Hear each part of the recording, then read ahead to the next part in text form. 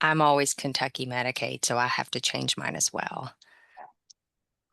Well, I seem not to have a pen that writes, so I'll be right back.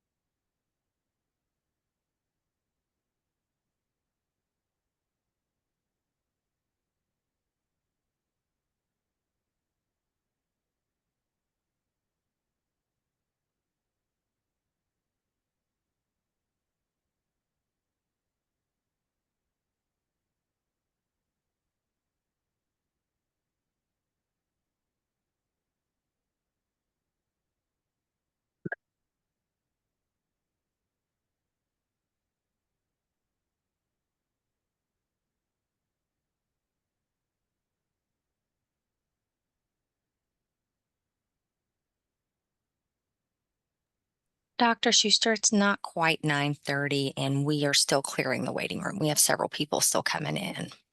All right, thank you. Good morning, Commissioner.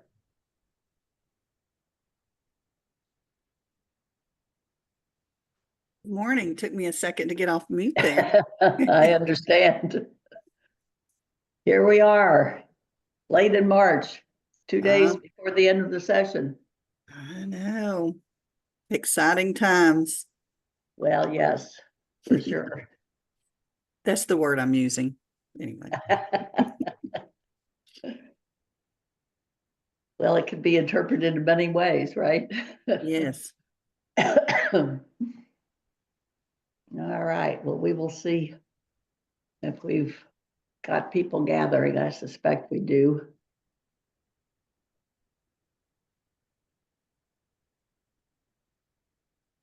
Dr. Schuster, it's now 9:30, but we're still clearing out the waiting room if you want to give it just a moment.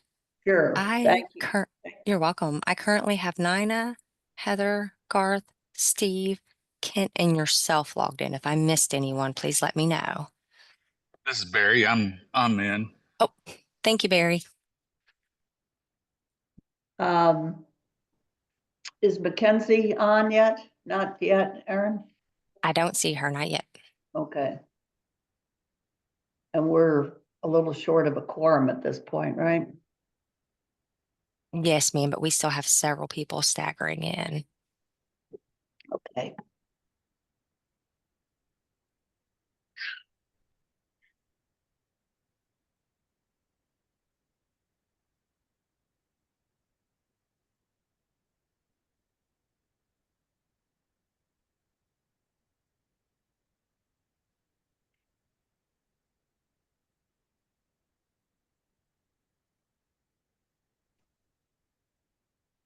See, Eric is coming in.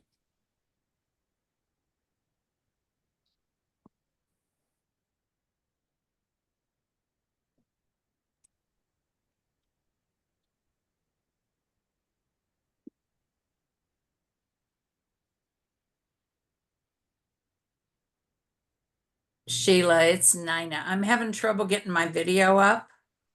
I don't know why, but I'm here. Okay, thank you. And now I have to get the video on. I don't know what's wrong with my computer, or it's probably me. You probably have time if you want to I check think out. I'll log. Yeah, in. let me Yeah. log off and come back. Okay, thank you, Nina. All right, sure.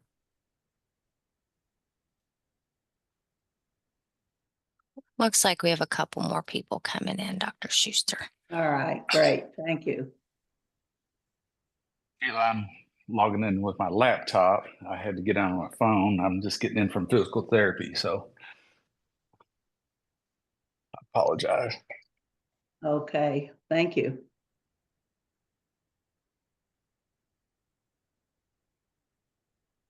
So forgive the dress down look. As long as you have clothes on, we'll take you in whatever garb. Yeah, I wouldn't dare do y'all that bad. Okay, Dr. Schuster, our waiting room is clear. It looks like Peggy is coming in now. Nina is going to log back in. Then I have Heather, Garth, Steve, Ashma, Kent, and Eric. Did I miss anyone? And Barry. I have Barry.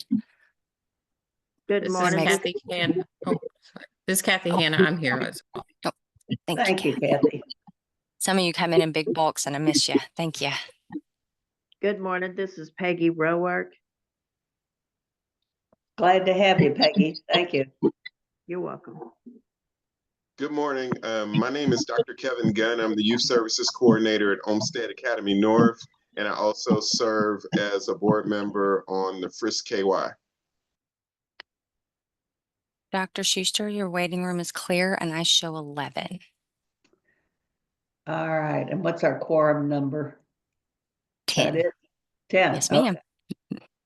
All right, and I guess that I don't see Mackenzie on yet. Kenzie, okay. So, Aaron, why don't you just real quickly go through the list of voting members again and make sure we have everybody. Thank you. You're welcome. Beth, Nina, I'm here. You Susan. still can't see me though. Okay, thank you. Susan, Jerry, Heather, Here. Garth, Steve, Here. Philip, Ashma. I saw her log in. Catherine, Here. John, Here. Barry, Kent, Here. Mackenzie, Sheila. This is Barry. I'm here. Thank you, Barry. Brian, Peggy, Here. and Eric. And I apologize, all the doctors in the house. I write down your first name, so Dr. Everyone insert name. I'll turn it over to you to Dr. Schuster. All right, thank you very much. So welcome all to the March 27th, 2025 meeting of the Medicaid Advisory Council. And the first order of business is the approval of the minutes of our January 23rd meeting. The court report was sent out to you all. So I would entertain a motion for approval of the minutes. This is Nina. I move that the And minutes this is be Kent approved. Gilbert, I second. Thank you very much. We have a motion and a second. Any additions, corrections to the minutes? If not, all in favor of approving them signify by saying aye. Aye. Aye. Aye. And the minutes are approved. Thank you very much. And Commissioner Lee, we will turn it over to you. We have a number of things on the agenda to get reports from you today, but let's start with what can we expect from the federal government? What's in your crystal ball? We were particularly interested in the impact in Kentucky of block grants, per capita caps, FMAP changes, provider tax, changes in provider taxes or directed payments, and work reporting requirements specifically. So I'll turn it over to you. Thank you. Thank you, Dr. Schuster. And I do wish I had a crystal ball. And I apologize for getting the document to you late, but early this morning, I asked Aaron to send you the entire MAC, a document that we have created here in the cabinet, modeling each of those scenarios. For example, what would happen if a block grant were in place or a per capita cap? Unfortunately, regarding a per capita cap, we have no idea because there's still so many unknowns. For example, what base year would the federal government use as our baseline for our budget as it relates to work requirements? I know we've seen a lot of information about that. We also will discuss when we get down to legislation, House Bill 695. And some of the requirements in that, but basically anything at the federal level, any changes or reduced FMAP,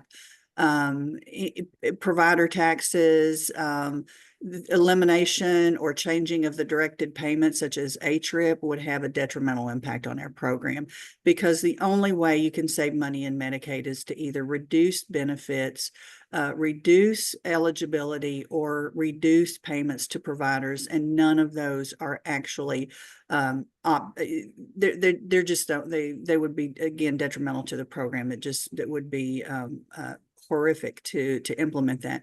And when you look at Medicaid in general, Medicaid it's not just the members and the providers, right? Medicaid is such a huge economic source. We also have hundreds of contracts with vendors such as Deloitte, Gainwell. Any sort of reduction in funding to this program would have far-reaching impacts. Some providers who have a model, for example, who have built their business model around Medicaid could potentially have to lay off employees or reduce their employees. Or even close their doors. We know, for example, that the Hospital Reimbursement Improvement Program has been very beneficial in the state. And between the hospitals and the university-directed payments, it's about $4 billion a year that's coming into the state to fund the Medicaid program and to help those providers keep their doors open. It's really, really important to our hospitals in rural areas. So again, we do have that document where we have some modeling to show some of the impacts. We even show it by congressional district. So that will give you some really good information if you're ever talking to some of your congressional delegates to show exactly what that impact would be. Again, not something that that we look forward to, but we will have to be in compliance with every federal regulation if passed. Right. And again, just it would be detrimental for any reduction in cost or any FMAP to the state. Do you want to share your screen and very briefly show that document? I can do that, yes. Yeah, because I saw it come through and I wondered if Yes. it was, if you had prepared that in response to our questions. So, Well, we actually prepared this. It was a joint effort between ODA, the Office of Health Data and Analytics here in the cabinet, and Medicaid. And so what we have done is and again, everyone on the MAC will have this. Aaron also has it and can send it out to anyone who wants to see this. It is a public document. It has been shared with others. I'm pulling it up right now. It's taking a minute for it to. And it's a very easy to read document. Let's see. So, Aaron, can I share? I've got it, Commissioner. Oh, you've got it. Can Oh, you see Aaron's my pulled it screen? up. There you go. Great job, Aaron. Thank you. So, Aaron, if you just want to just kind of scroll through that a little bit, we just talk about, how many individuals Medicaid covers, which is 33% of the population. Have just a few little information demographics in there about that. The services that we provide. Now, this is really important, our hospitals, behavioral health, physician care, because there are optional and mandatory services in the department. And the optional are only optional for adults, because we have the early periodic screening, diagnostic, and treatment benefit that says children under 21 shall receive everything medically necessary, whether it's optional or mandatory. So cutting some of those mandatory services, just to remind you, pharmacy is a mandatory service. The 1915C waivers are optional. Pharmacy is optional is what I meant to say. So, possibility of us not being able to fund additional slots as we go forward. But you can see here, for example, the FMAP reduction.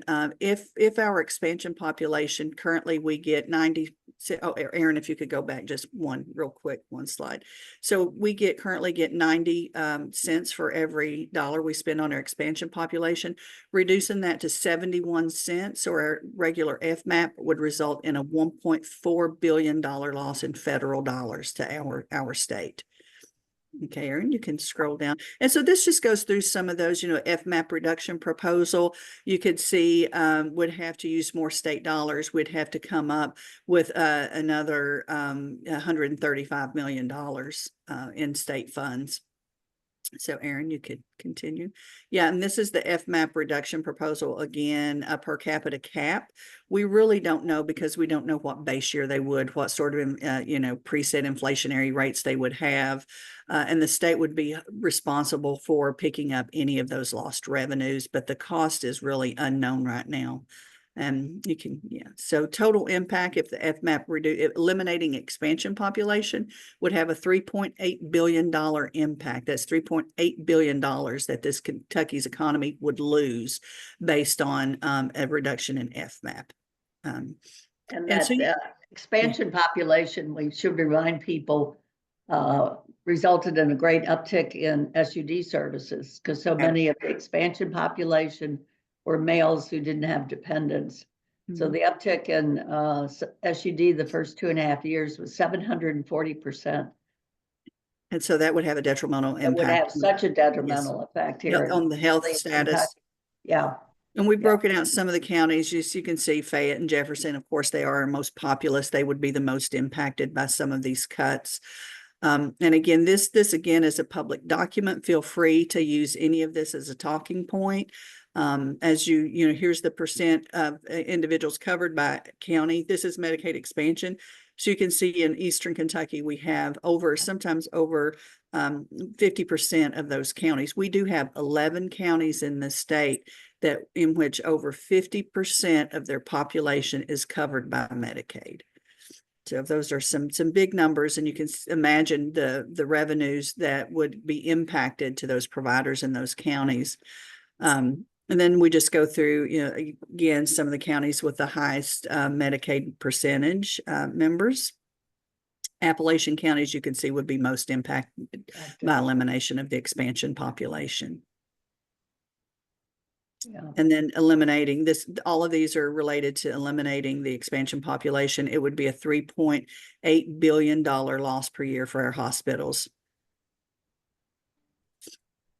And then again, impact on individual hospitals, would it be anywhere from 4, to 707 million?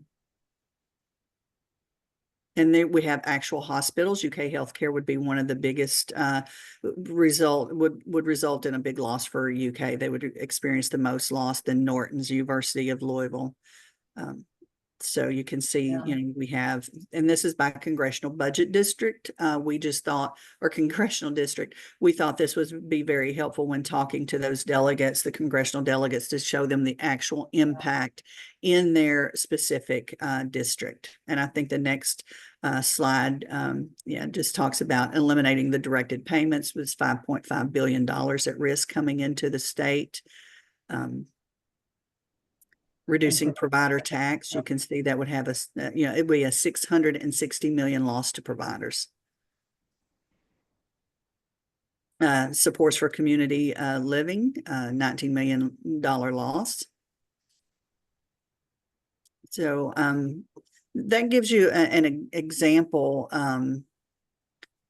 just shows you, what we've been doing. We have been thinking. The one piece we haven't gotten to yet is to really look, because it hasn't come down from the federal government, but the one piece we haven't taken a deep dive into is, which services, if we had to cut services, which ones would we have to look at and eliminate?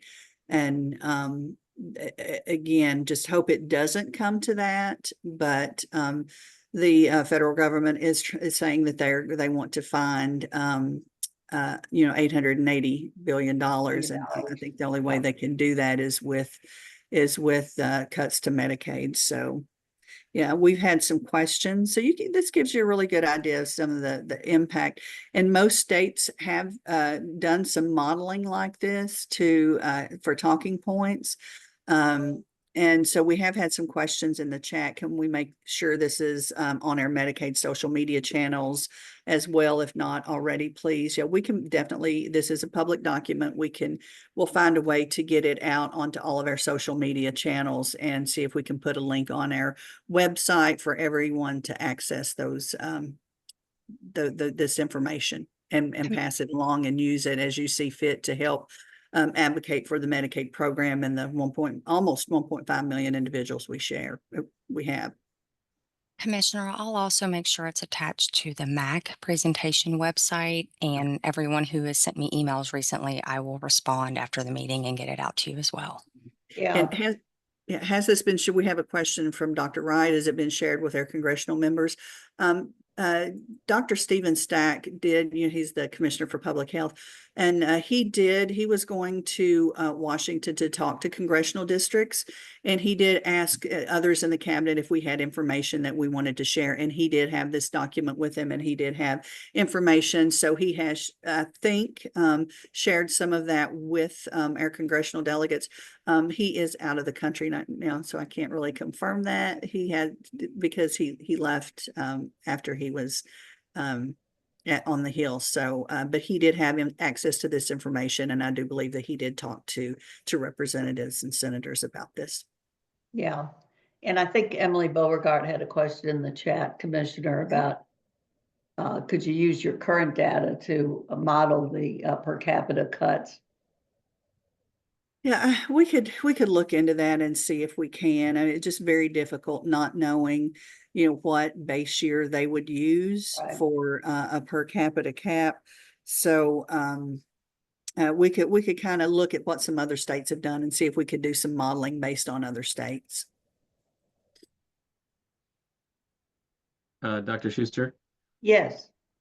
I'm curious as to I feel like this needs to go to our legislators, and is it possible that we could send an additional, could we, under the auspices of the MAC, send this to all Kentucky legislators as well as our federal representatives? I just feel like a cover letter that says this is important and you should have this information.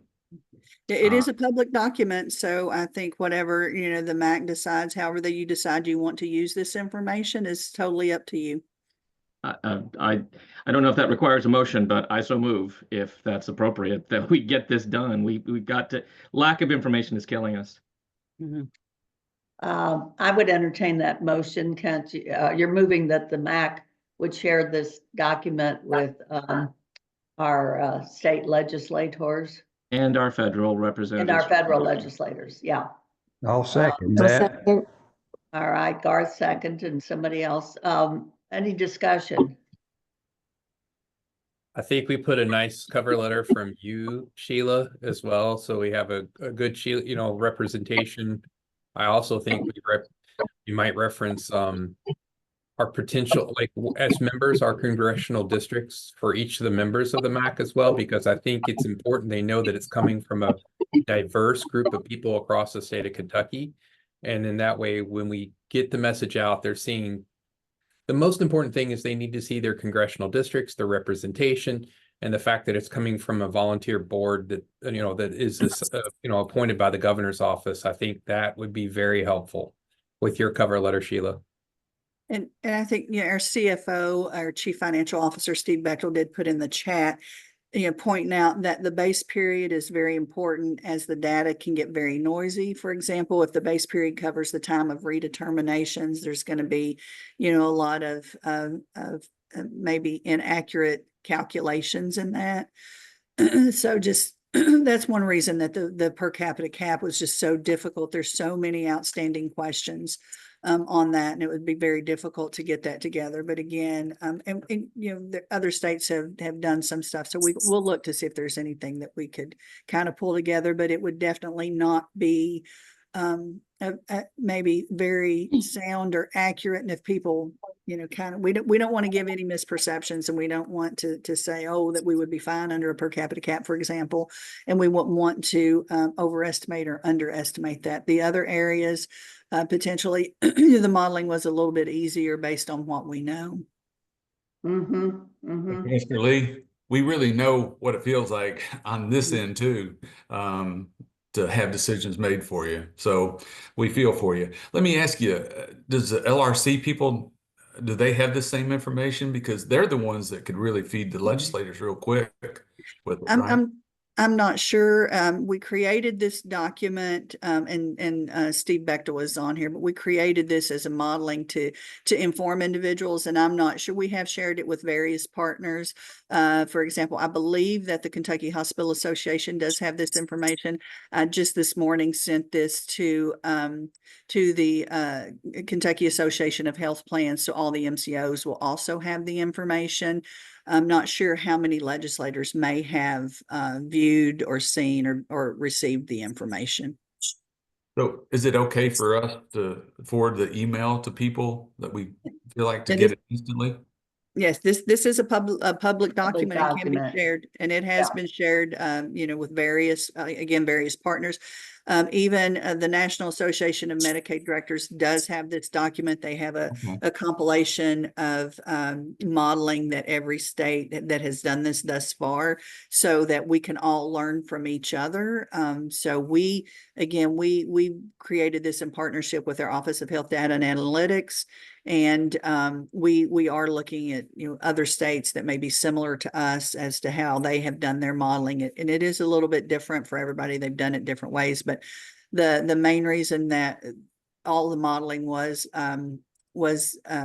created was, of course, number one, to see how, to make sure that we are prepared for changes that come down, but again, to inform individuals of the potential detrimental impacts to the Medicaid program for some of the proposals that are being discussed at the federal level. So there's somebody at the federal level having these discussions with their Medicaid contact people like yourself? Yeah, there are conversations at the federal level on several, for example, in my role as still currently serving as the president of the National Association of Medicaid Directors. Now that my position will transfer in April, I will be the past president, but I will still be serving on that executive leadership with the National Association of Medicaid Directors. And we did have conversations last week, for example, with Drew Snyder, who is the new CMCS, the Centers for Medicare, Medicaid, and CHIP Services director. So we did have conversations with him and his staff last week, and these are some of the things that we are discussing. For example, we did discuss state-directed payments. Mr. Snyder did inform us that the federal government, that CMS in particular, is taking a very deep dive into the proposals that are being sent, not just the directed payments, but also 1115 waivers that are coming through. They're actually taking a really more in-depth review, and they're going through a more stringent process than they have in the past.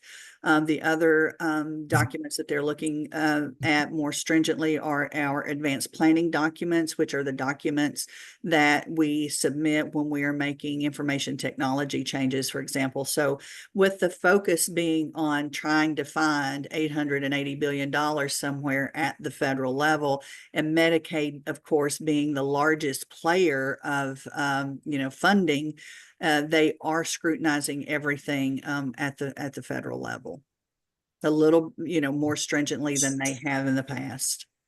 Commissioner, am I allowed to Yes. chime in a little bit here? This Steve Yes, Bechtel, Chief Steve. Financial Officer in Medicaid. So I will say this too is Barry, this has kind of just been vetted and been we just got this hot off the presses just this week.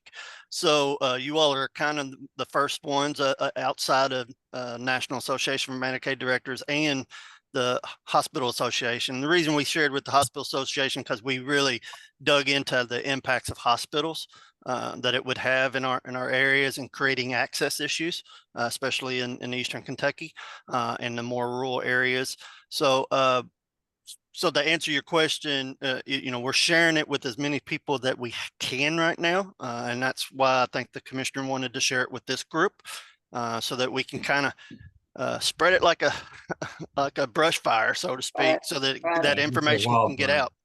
Yeah. And so I will answer one question about, I think Ms. Beauregard had a question about, I have done some modeling on the per capita cap, looking at things, but there's so many unknown factors, right? So inflationary factor, do I use CPI, CPIU, CPIM? There's been many different things being said. Now, back in 2017, 2018, when we looked at this last time, they used a combination, right? A CPI and CPIM plus one for certain services. So it's hard to understand what direction they're going to on looking at those inflationary factors for the per capita cap.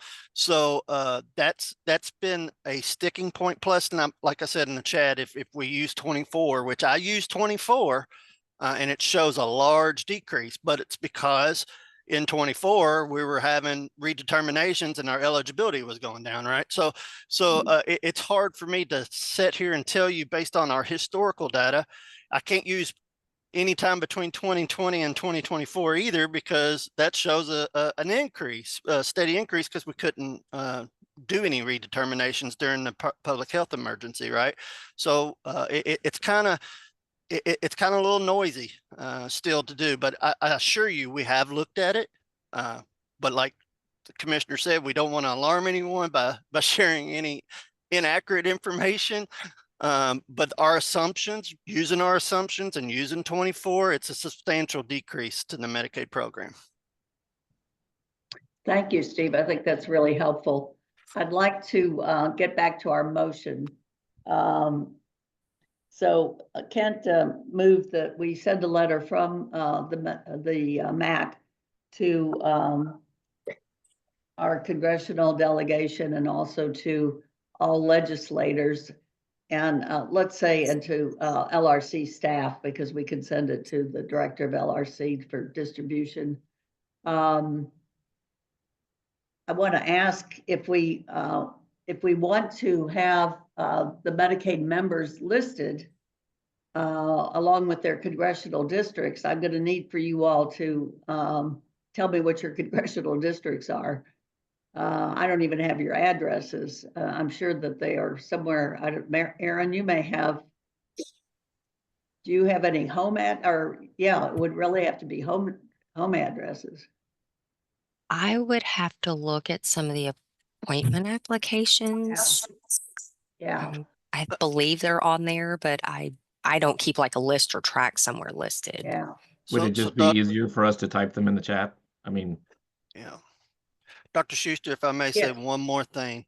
Yes. I'm on a national advisory panel with NAMID, representing all the CFOs across the nation. And we had a meeting just last week. And in that meeting, the Congressional Budget Office was there. And they were asking us questions about a lot of this modeling and a lot of the provider tax and things. And my concern is this: what I heard was the Congressional Budget Office has kind of a disconnected understanding of how budgeting works, I think, or funding works, because they're saying that, well, when I told them about the provider tax, if it gets decreased, it's a large decrease to our providers, not to our members, but to our providers for doing the services, for paying them, for reimbursing them. And they said, well, can't the state just make that up?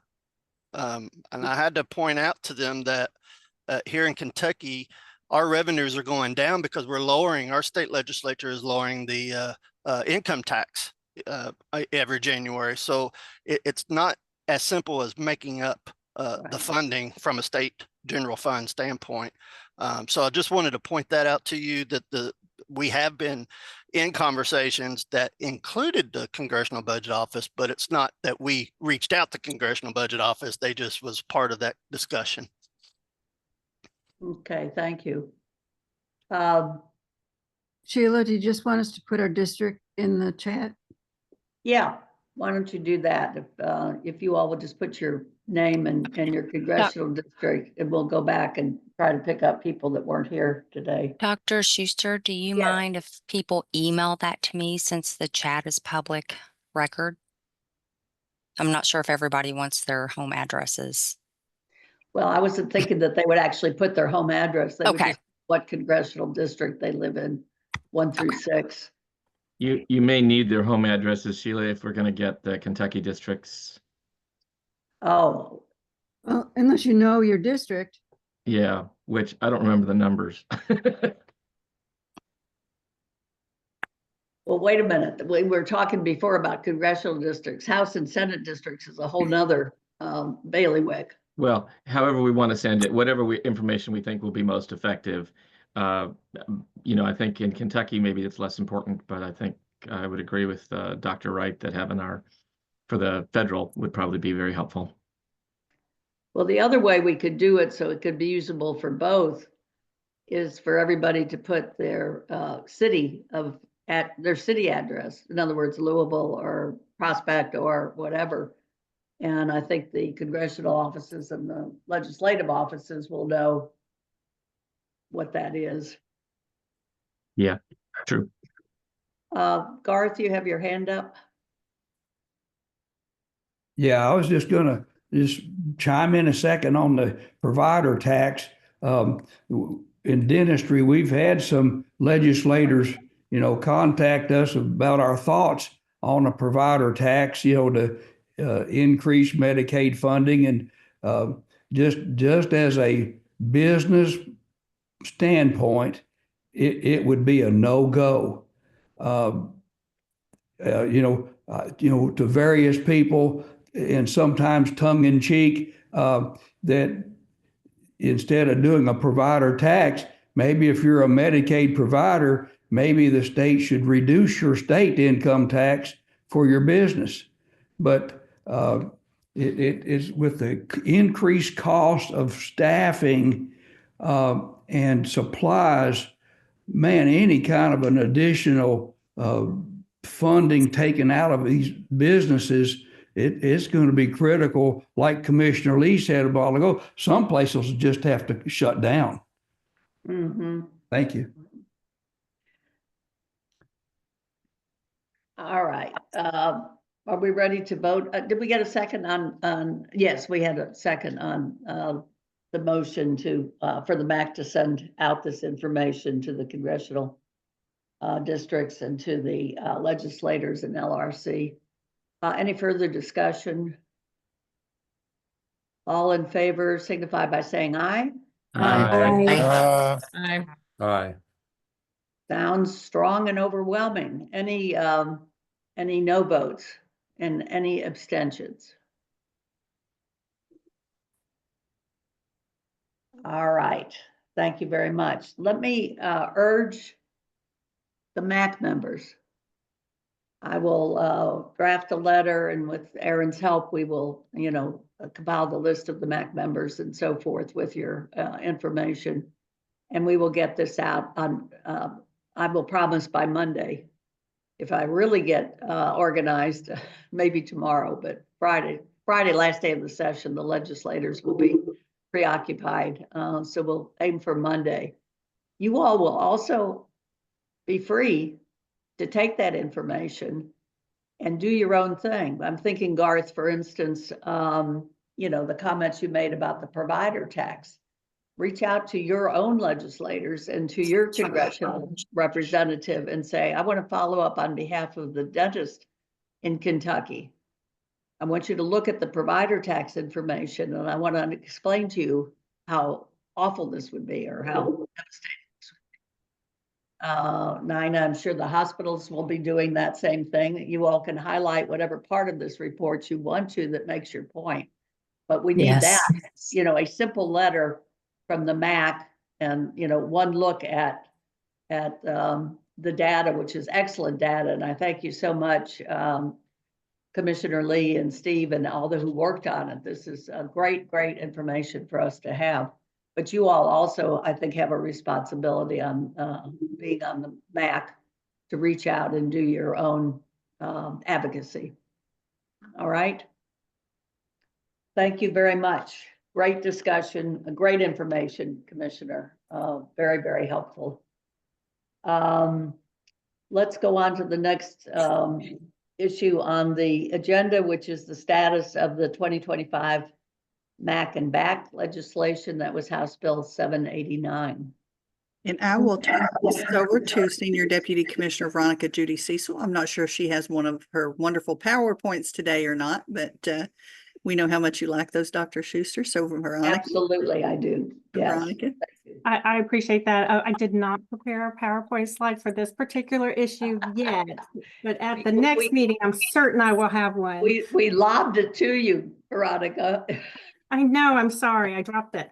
And the reason is because things are obviously changing by the day. The legislature is back in town today. It is not unheard of them, you know, being able to pass something in 2 days. But as of right now, the legislation for the MAC and the new Medicaid Advisory Committee and the brand new Beneficiary Advisory Council, House Bill 789, never even made it into committee. So it sits really with no action on it. So we do not anticipate that it's going to come out of the session. What that means for next steps, just a reminder to everyone, we have to comply with the federal regulation by July 9th of this year. So what we'll have to do and what we're working on right now is taking the current statute that created the Advisory Council for Medical Assistance, also known as MAC as we refer to it. That's KRS 205-540, so 205.540. We will take that because that will still be state law. We are going to file regulations to marry that state statute with the federal requirements and just the federal requirements. So the legislation had made some other changes that we thought would be very beneficial to the makeup of the MAC and the framework, but we're just going to only implement those things in the federal regulation that's required for states to have. A couple of those things are the appointment process. So we'll maintain the state statute requirement for nomination by those organizations and the membership, but those appointments will be made by the commissioner. So we are working right now what that transition looks like, because after July 9th, the entire MAC will have to be appointed by the commissioner. We also are obviously creating the new framework for the Beneficiary Advisory Council. And in addition, effective July 9th, 25% of the MAC, the new MAC, will have to have beneficiaries on it from the back. So we're working on that structure right now. We hope to file regulations, emergency regulations in mid-April. And once we do that, we'll launch our MAC and BAC applications. Every MAC member is going to receive a letter about their current situation. So the plan is to, if you're currently serving a term, an unexpired term, you will be appointed to the MAC by the commissioner. And any vacancies or unexpired terms will need to go through the appropriate nomination process and then be appointed by the commissioner. So that's kind of how we're going to try to take the current structure and transition it on July 9th to the new structure. We will be sending, so each MAC will get a letter and each nominating organization will get a letter explaining what the new process is. We will be providing lots of support to individuals who are interested in serving on the Beneficiary Advisory Council. We've tried to create a very simplified application process to make that easy, but we'll be available to help anybody who has questions, or we can take that information over the phone just to make it easy for them to navigate so that we can stand all this up July 9th. We will post all this information on our website. We'll be sending it out through all of our email distribution lists, including to all the MACs and TACs. And we will be sending it out through social media as well, so that we can conduct a lot of outreach around the changes. Veronica, there's a question in the chat. Okay. Thank you. So the question is, will the access rule be repealed or rescinded? Will Kentucky proceed with the MAC back if the access rule is repealed? If the federal regulation changes, obviously we'll be in compliance. You know, if these requirements are no longer, you know, put on a state, we'll, you know, then have to go back to following the state statute solely on the MAC in particular. So Veronica, there was going to be a significant change in the terms of the MAC members with I think 4 years and then sitting out for 4 years, but that will not go into effect because that would change the statute for the MAC. No, the federal law does not permit consecutive terms. So we have no choice but to implement that part of the federal regulation. So even if it's not, that's where I was saying those components that are in the federal regulation that's not in the state statute or that's contrary to the state statute, the federal regulation takes precedence over the state statute for those things that conflict. So there will not be permitted consecutive terms because the federal regulation does not provide that. Okay, thank you for that clarification. I disagree with it, but Can someone put a link to the federal regs? I mean, I'm a little surprised that, you know, this is really our first substantive discussion we've had about this, or our first briefing, and it's already happened. You know, this is pretty substantial changes to our operating procedure, and I'm a little curious as why are we just discussing this ex post facto? Why are we not? These federal regulations came down when, and we're hearing about it now, and now we're worried about a bill that was introduced in the legislature that entirely involved us, but we had no previous briefing on it. Reverend Gilbert, we have been talking about the MAC and back changes at every meeting.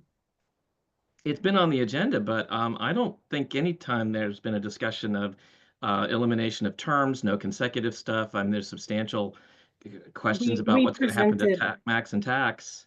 Yeah, I'm happy to share those previous slides where we did talk through what the changes at the federal level are compared to what the state is. We walked through what those changes are. It's possible that I missed it, and I mean, I certainly would stipulate to that, but I think I've missed one meeting in 3 years, so it would be helpful if the you know, I can have a chance to get caught up. Thank you. Sure. Well, I think that there is certainly a sense among the MAC members, and I've expressed this before, that we thought we would be much more players in the legislation. And we never saw the legislation until it was filed, and it was filed very late in the session. And I had it on the agenda and have talked with the commissioner each time about, you know, we should be partners with you in what this legislation is going to look like. And I think it's very disappointing that that the MAC was not briefed along the way. I think you did lay out, Veronica, what the feds said, but that isn't the same as looking at what the legislation is going to be that's filed. So I will just.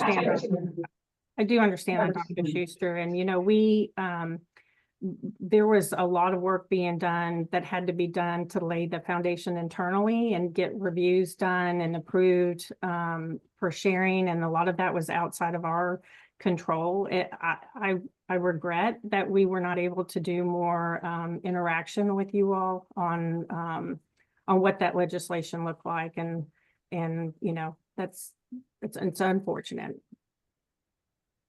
Because I expressed very clearly to Secretary Friedlander the grave concern that MAC members had about changes being made to the tax, because that was brought up, I know, in a briefing that you all gave, and that was new information. And I can't tell you how many emails and calls and texts I got as the chair of the MAC from people, not just on the MAC, but everybody that's on the tax saying, whoa, wait a minute.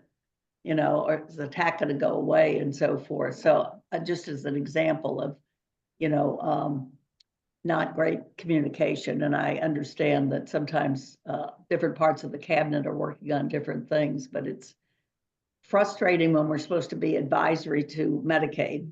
And this is a huge piece of what Medicaid will be doing, at least from an advisory position. So we'll register my disappointment in that.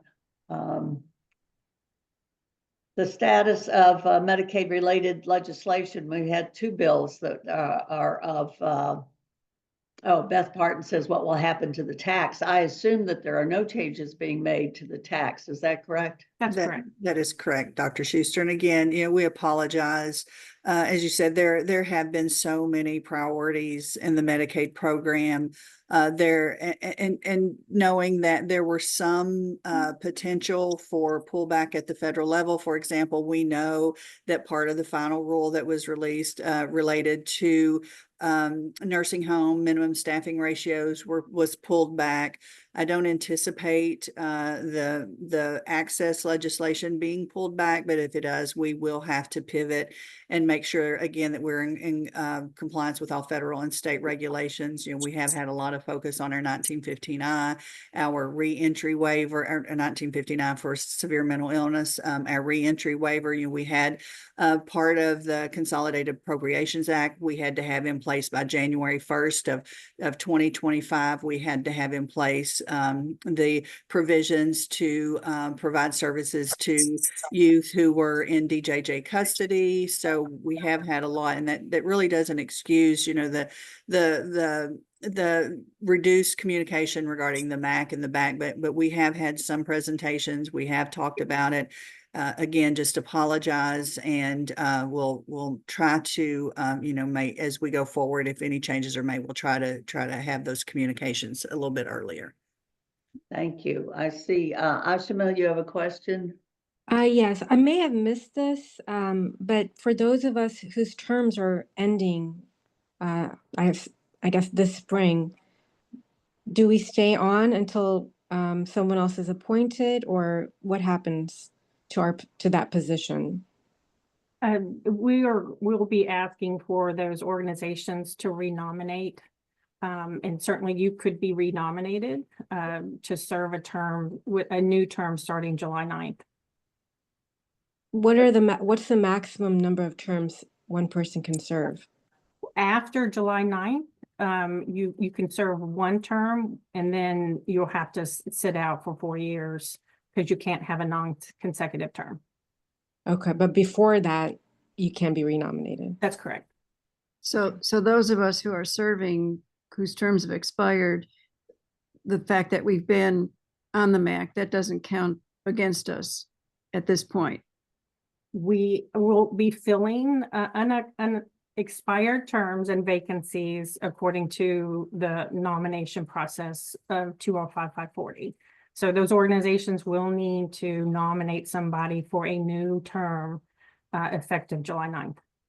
But what I'm asking is that if that person has been serving, that won't count against them as a consecutive term. The consecutive term starts in July. That's correct. Okay. And I think the rule, Ashima, has always been that one serves until your replacement is in place. I think that's partly what Ashima's asking, Veronica. Right. So, for instance, if a nominating organization, and we've seen that happen, is a little bit slow getting a nomination in, Yes. then the person who's in there would continue to serve until their replacement for that organization is in place, is appointed, right? So I think for the transition from the old to the new, the fact that the current state statute allows for you to continue to serve will still apply, but we will be seeking and be very aggressive of getting nominations to ensure that we're in compliance with the federal regulation. Okay. Can Aaron send whoever's position is expiring maybe an email? Because I think mine is, but I'm not 100% sure. It is. Okay. But yes, thank I can do that if Veronica wants me to. Yeah, Okay. no, that's fine. And we'll be releasing, so we've done a crosswalk of current members and the current terms. And a crosswalk over to what's vacant, what's expired, and what needs to be appointed. And a proposed term according to, we're going to stagger the terms on the new MAC, just like we did when we first created the advisory council, so that not everybody's being nominated at the same time or being replaced at the same time. So we're going to align those. For example, if someone's currently in a unexpired term and they have 2 years left on their term, they'll be appointed in the new MAC for the two-year staggered term to try to crosswalk that from the old to the new. But it'll make more sense when you see, like I said, we've kind of drafted that up and what that looks like. All right, Nina, you have a question? Yeah, I'm sorry, going back a little bit. The document that the commissioner shared about the potential Medicaid impact on Kentucky, is there like a one pager or an abbreviated summary of that document that we could share?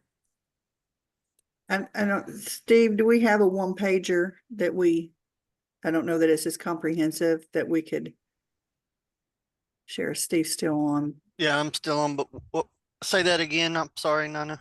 Oh, I was just wondering if there's an abbreviated summary of the document that the commissioner shared about the impact of Medicaid changes in Kentucky.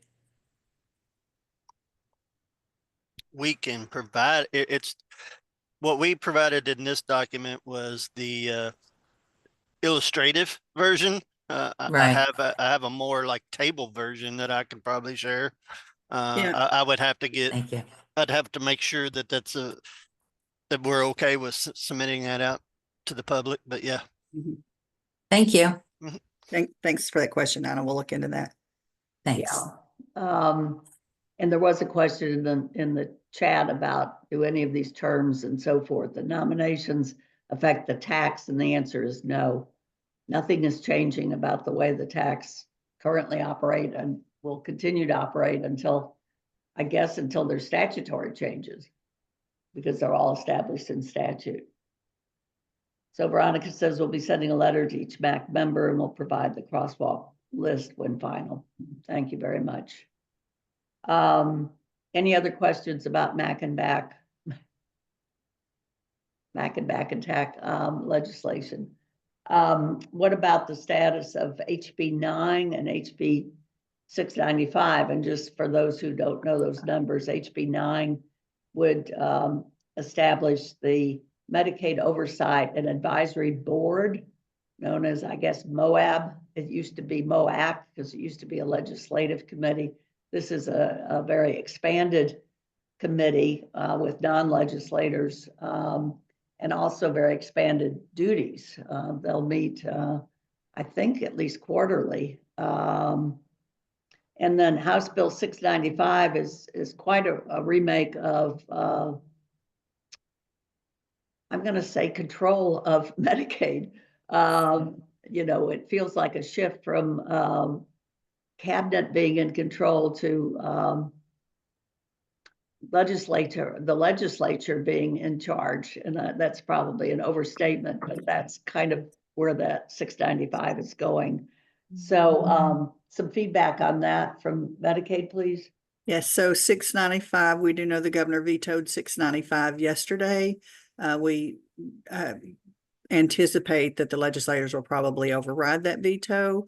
695 has quite a bit of information in there, changes, like you said, Dr. Schuster. The department would have to, for example, get approval for state plan amendment and waivers before we submitted those to CMS. There's a lot of reporting requirements. We have to provide a report on behavioral health services, for example, an annual report on behavioral health services, and indicate if there have been any increases or fluctuations within 10% for services or reimbursement. The other thing, you know, of course, it has a mandatory community engagement program. We do have also, it reverts the behavioral health prior authorizations, which is the next item on the agenda, is the restarting of prior authorization for behavioral health services. House Bill 695 does state that we would revert back to the prior authorization in place in I think January of 2020. I'll have to get the exact date in that, but basically prior to the COVID health public emergency, which means that, again, that's just the responsibility for prior authorizations would be the responsibility of the managed care organizations. We did not have, I know United was not a provider at that time. So we're, you know, they would have flexibility regarding what their prior authorizations would look like. A few other things that are in the bill. You know, we have to submit the mandatory waiver for community engagement, lots of reporting, and just, you know, projection of Medicaid expenditures. There's a report that sounds very similar. Each quarter we submit a report to the Legislative Research Commission that shows their expenditures by category of service, the number of individuals who are enrolled, how much it costs per member per month, those sorts of things. But a little bit of a change to that reporting to kind of include some projections. And then again, it does create the Medicaid Oversight and Advisory Board, and it lists the members, those sorts of things. So just waiting to see, you know, what the outcome of the governor's veto is. So we may know, well, we will know more the next day or so. Jonathan Scott is also on. Jonathan, do you have an update on House Bill 9? Oh, so good morning, everyone. House Bill 9 is the original versions of House Bill 9 were incorporated into House Bill 695. So House Bill 9 is still floating around out there. It could have other things added to it, but as of right now, it looks like everything is contained in 695. And then also the House Bill 9 was added to, I believe, Senate Bill 25. As well. So the Moab presumably will be going to effect even if they end up not overriding the 695 veto. Thanks, Sean. And I think one thing I'd like to point out, Dr. Schuster and rest of the MAC members, given the previous conversation, is that the 695 requires that the cabinet submit a waiver, a mandatory waiver for community engagement within 90 days of the passage of this bill. So we would love to be able to have communications and try to develop a very sound, good waiver for community engagement. However, we only have 30 days to actually write that, because we will have 30 days to write it. We will have to have a 30-day public comment period, and then we will have to incorporate those comments into the 1115 waiver. And so therefore I fear that the public comment period is going to be the time in which other individuals have time to review and provide comment, because that 90-day window just greatly reduces the amount of time we have to prepare something. So we have been looking at, some things in a few other states. We've looked at the process that we currently have, where we have an optional process in place where individuals can opt in to have Medicaid send their name to Workforce Development. Workforce Development reaches out to those individuals to engage them in some workforce opportunities. So looking at a lot of, lot of options and what we're looking at. Of course, the legislation does say that individuals have to be enrolled in the program 12 months or more. So that's a good thing. 12 months. It's for individuals between the ages of 18 and 60. There are exceptions for individuals who are at home taking care of children, or at home taking care of someone who is disabled. We have also discussed and looked at exceptions for individuals who are receiving treatment for SMI, SUD, individuals who are in school, and those sorts of things. So again, we're on a very compressed time frame to get this created and meet that July 1 submission date to CMS. Yeah, and for those of you who don't know the jargon of community engagement, it's essentially a work requirement. So let's be clear, and a lot of us have spoken out about the fact that this was done at the 11th hour. 695 came all the way through the House. It was still an optional program in there. In fact, we were told by Chairman Petrie at meetings of the House A&R that they intended for it to stay optional as it has been. And literally at the 11th hour of the last Friday before they were adjourning for the veto period, the Senate put in language to make it mandatory. So there was no opportunity for public comment at that time, or questions or discussion or anything else. And so that's the way the bill passed, and one of the reasons that the governor has vetoed it. And I think, if I'm a betting person, you have to bet that it's going to be overridden quickly sometime today when they go back into session. If people, Commissioner, and I don't want to flood your email address, but would there be a way, if people had really looked into this and had some ideas about some things to be avoided and some things to be, are you open to receiving that information from MAC members or from others? And what would be the best way to get that to you or to get to whoever? Yeah, and knowing that we're on that 30-day compressed time frame, we are open to any feedback that you may have, within these next 30 days. And Erin, would it be okay if they sent those comments or questions to you, to Erin Vickers? Absolutely. And then she will make sure that they get to the appropriate place. All right. And then, again, that public comment period, it's going to be so critical. Once we get, again, that 30 days to that 30 day to prepare. And again, that's you Dr. Schuster, what a waiver is like, and the thought and the work that should go into it. I mean, I think the last community engagement waiver that the state prepared was 2 to 3 years in the making, and now we have 30 days to create this waiver. Yeah. Kent, you have your hand up? Yeah, I guess, Commissioner, my concern about that is, I mean, I know how that time pressure has got to be bone breaking for staff. My concern is that we not recycle what was, a very, shall we say, controversial, difficult, and for recipients a very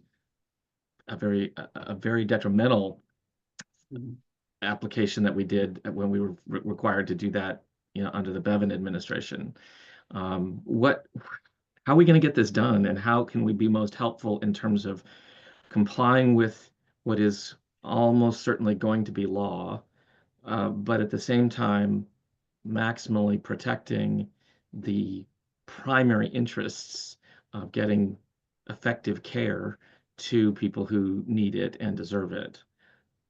So we are not going to dust off the previous work requirements, community engagement. We are looking at a starting point as the current process we have in place with workforce development. Of course, our goal is to connect individuals with employment. Our goal is to make sure that individuals who remain eligible for the program stay in the program.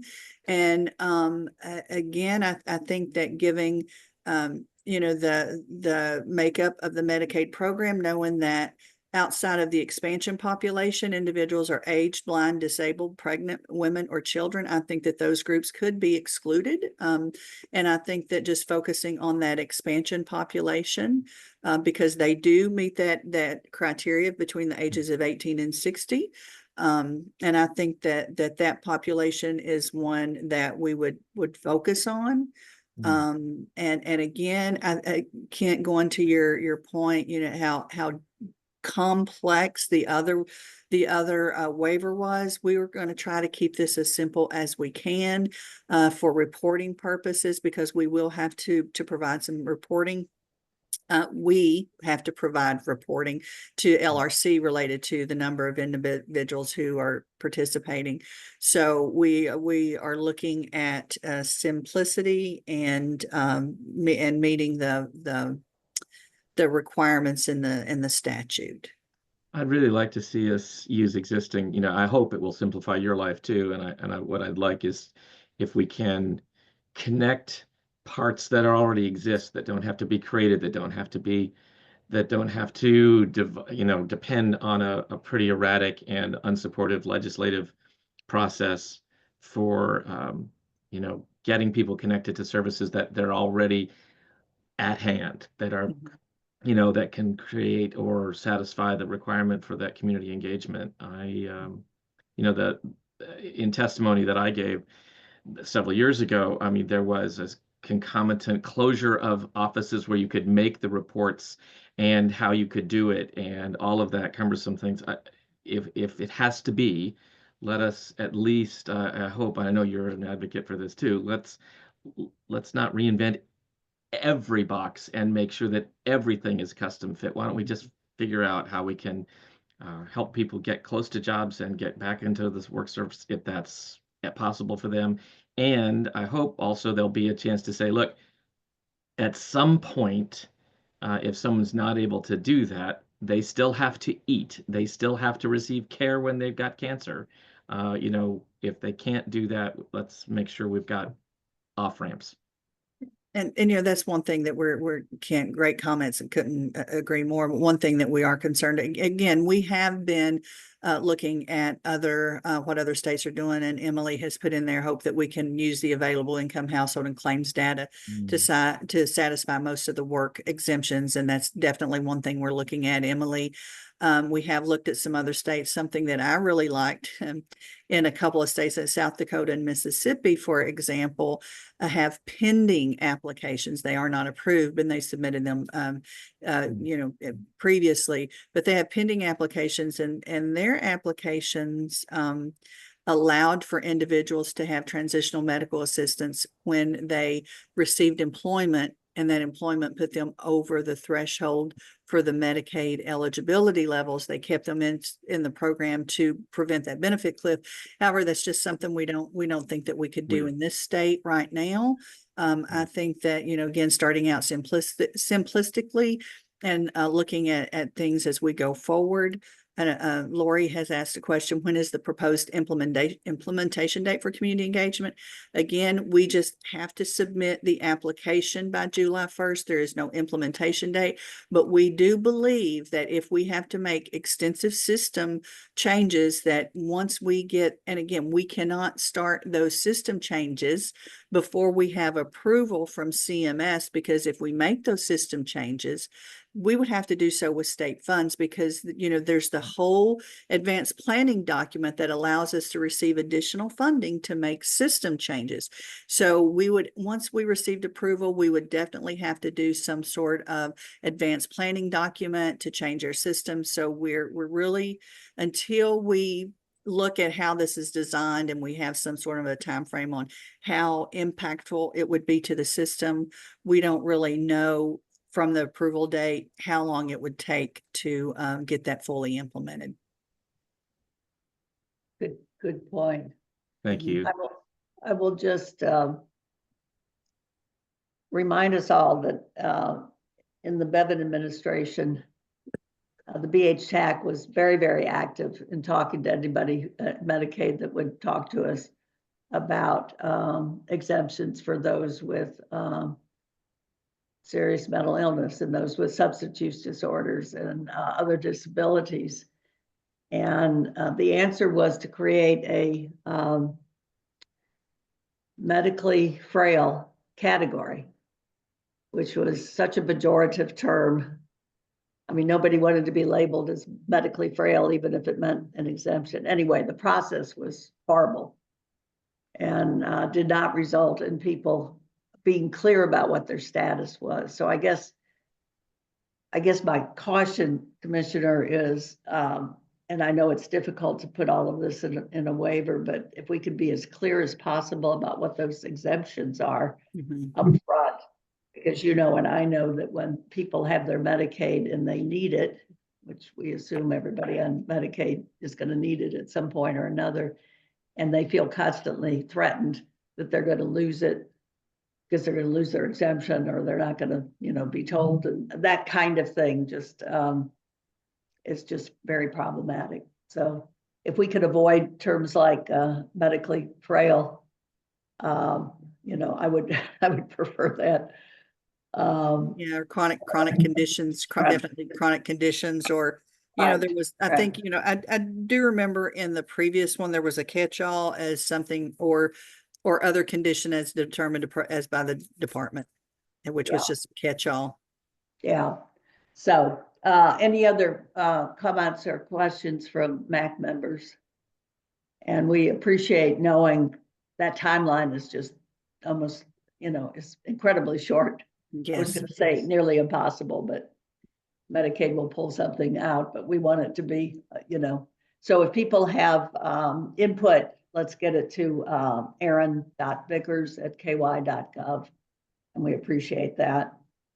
And the last thing for you, Commissioner, is the restarting of prior authorization. And of course, the BH community has been working with you and with Secretary Friedlander, and a provider letter went out, what, just a week ago, 2 weeks ago, maybe, with all of the timeframes and how prior auth would be restarted with a hopeful implementation date of May 1st. But if 695 passes, is all of that out the window? I believe 695 passes, we would have to do another letter to the providers, and I believe that it would be effective on the date of the effective date of 695, the passage of 695. So we would have to do another communication to the behavioral health providers. But the nuances that were in the plan that you all sent out would not be the case, right? It would revert back to what the MCOs were doing. Correct. In January of. Yes, so our letter would be moot, and the work that we have done, that we have worked on together in partnership, would be moot. That's discouraging. And the time frame, as I recall, in 695 is 90 days. The passage of the bill. At one point, they were talking about 180, but I think it's back to 90. Yeah, within 90 days of the effective date of the act. So April, May, June, sometime in June. So, and you know, if that happened, Dr. Schuster, I think this is a great place to have this conversation. You know, we did have that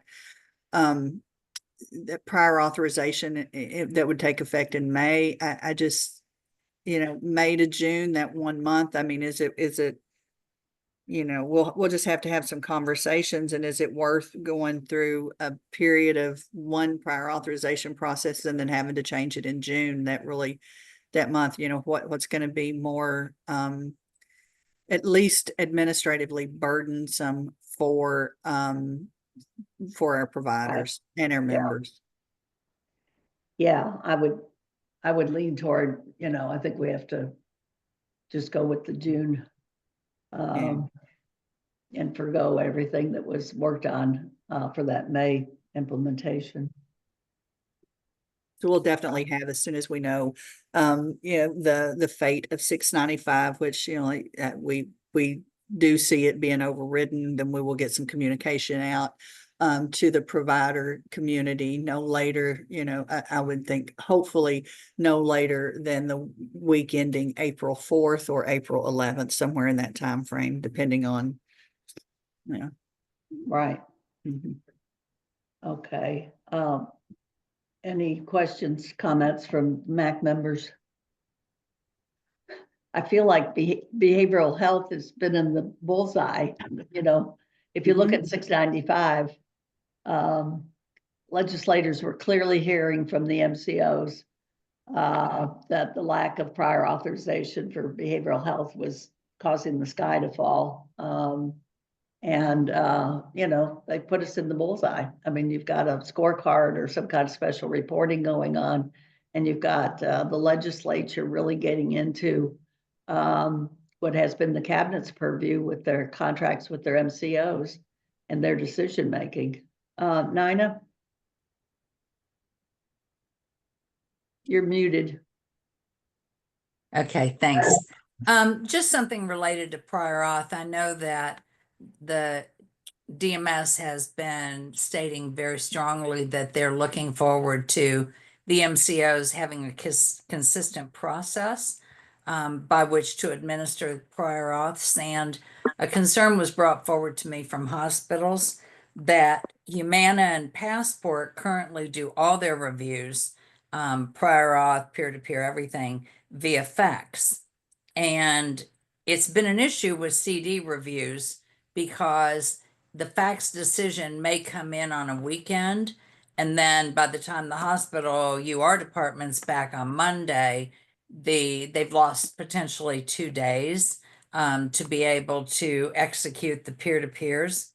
And so that just is a real problem. And we just wanted to put forward that if all MCOs could use a live reviewer for admission and continued stay, just like WellCare, Aetna, and United currently do, it would be most helpful to achieving a consistent process. Thank you for those comments, Nina. Thank you. I would also ask, I guess, Commissioner, because the BH TAC sent you some questions and comments, and some of those were included in the provider letter that went out. One was about the consistency across MCOs, which we all providers, and for the benefit of our patients, would really like for that to happen. But the other was the request, and you all put it in there, that the MCOs would be urged to do some training of provider staff, because it's been so long since providers have had to do prior authorizations. And I don't know whether you all might consider that in your provider letter. We'll definitely take that under advisement. Thank you, because that was a very strong recommendation from the BH TAC. I think everybody that was on that day was saying, yeah, we've got to get our staff up to speed, and we haven't done this except for residential SUD. And so that would really be helpful. Thank you. And before we move off of behavioral health, I'm sure that you all have seen yesterday came out that Monday evening, the SAMHSA, the Substance Abuse Mental Health Services Administration, notified states that COVID grant funds have been terminated effective March 24th, 2025. So that could have some impact. I'm not sure if it impacts this, you know, how much it would impact Kentucky. I know it's not going to impact the Medicaid program, but I'm not sure about our Department for Behavioral Health, Developmental and Intellectual Disabilities, but I'm sure you all are aware of that. Just wanted to put that on your radar in case you are not, because they say approximately 11.4 billion from the CDC and approximately 1 billion from SAMHSA will be discontinued. So not, again, don't believe that's going to have an impact on Medicaid, but if it impacts our Department for Behavioral Health, Developmental and Intellectual Disabilities, it could have, you know, somewhat of a unintended consequences for our Medicaid program. So just wanted to put that on your all's radar too. Yes, thank you for that. Every time I hear that there's fewer funds coming, it's scary. Yes, it is. Steve asked, will the MCOs be ready for a May 1st or June go live date to receive and process PAs? I guess it would be some June date. Yeah, we believe that, you know, they will have to comply with the state legislation. So I'm sure that they would be able to be ready to go live. Yeah. And I think the other question was, will MCOs be required to use a universal authorization form? Yeah, I have to go back and look at that, and I'm not aware of that universal authorization form. I know at one time we tried to create one and it got a little bit difficult, but I will double check that. Okay, thank you. There was, I'm sorry, this is Dr. Harpool. Mhm. There was one in the past and I used it and some of the MCOs gave me pushback, but I just kind of stood my ground and got them to finally accept it. And then I didn't have any problem. They kept accepting it after that. But, you know, I heard from other providers who, you know, when they were told they couldn't use it, they just didn't use it. But there was one and it worked really well when you got the MCOs to abide by it. I'll follow up with that. Okay. And then a final question is about, and we've heard this, and I think I put it in the letter from the BH TAC commissioner, and that is that providers are having a hard time finding out how many hours of psychoed or peer support specialists their clients have received because they've shifted MCOs, for instance. And, you know, since there's a limit that has been in place since November, I think we're having that problem also. Okay. Dr. Schuster, this is Taylor Toll with Isaiah House. I was the one that posted that, but yes, we have met with every MCO. We have biweekly and some monthly meetings with every MCO. And this is a conversation that we've been having since we were notified in November. And we are now at the end of March and still have no update from MCOs on how we can find out that information. In substance use, we have clients that often go from one provider to the next. And we need to be able to know how to verify the units that have been billed for the year so that we aren't facing denials and have at least the opportunity to request the authorization on time.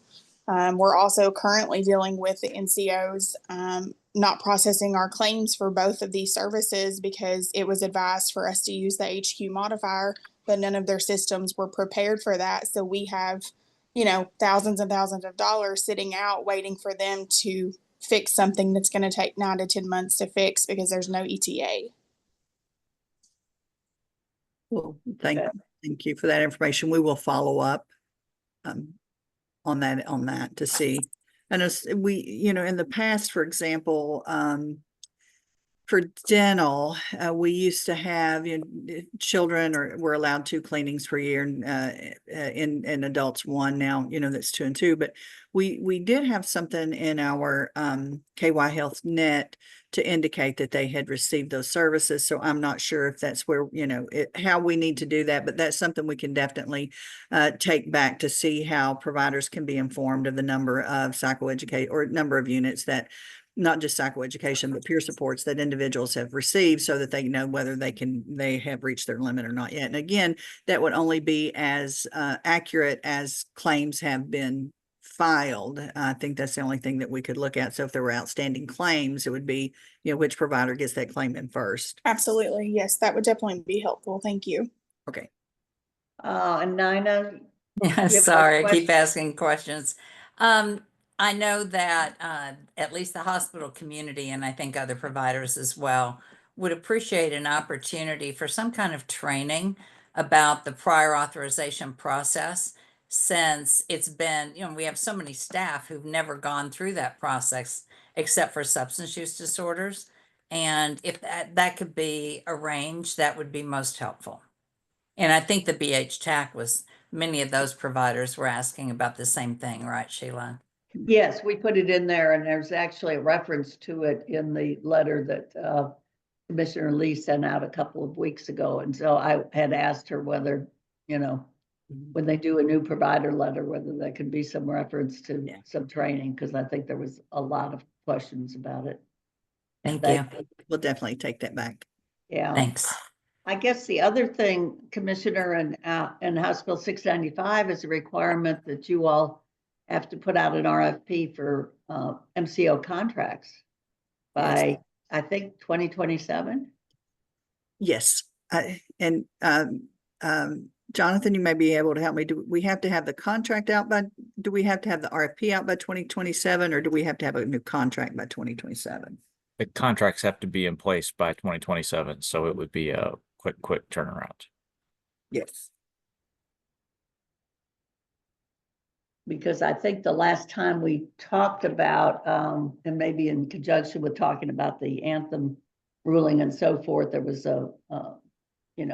my understanding was that you all were not looking at doing any new contracts, but extending the already existing contracts.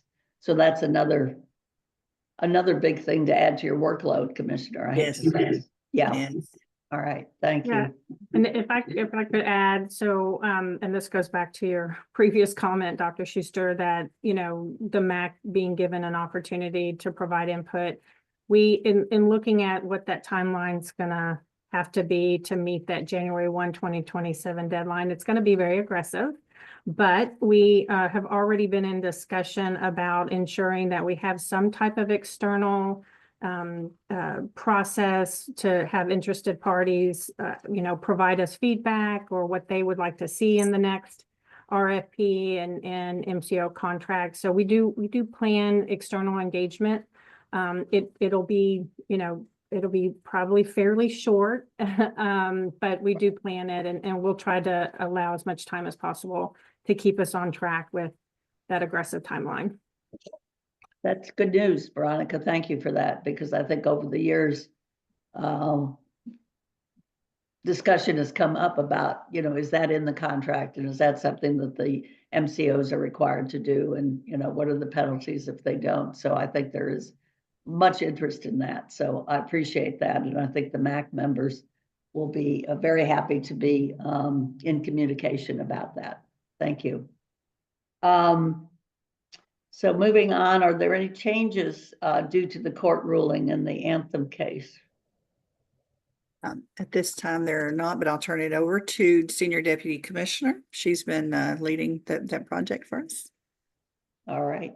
Thank you. I do have a slide on this one. Oh, good. or didn't want to disappoint. Let me share it's just one slide, and it really is reinforcing some information that we've already shared on this in January. And that is, effective January 1, 2025, Anthem no longer is an active managed care organization.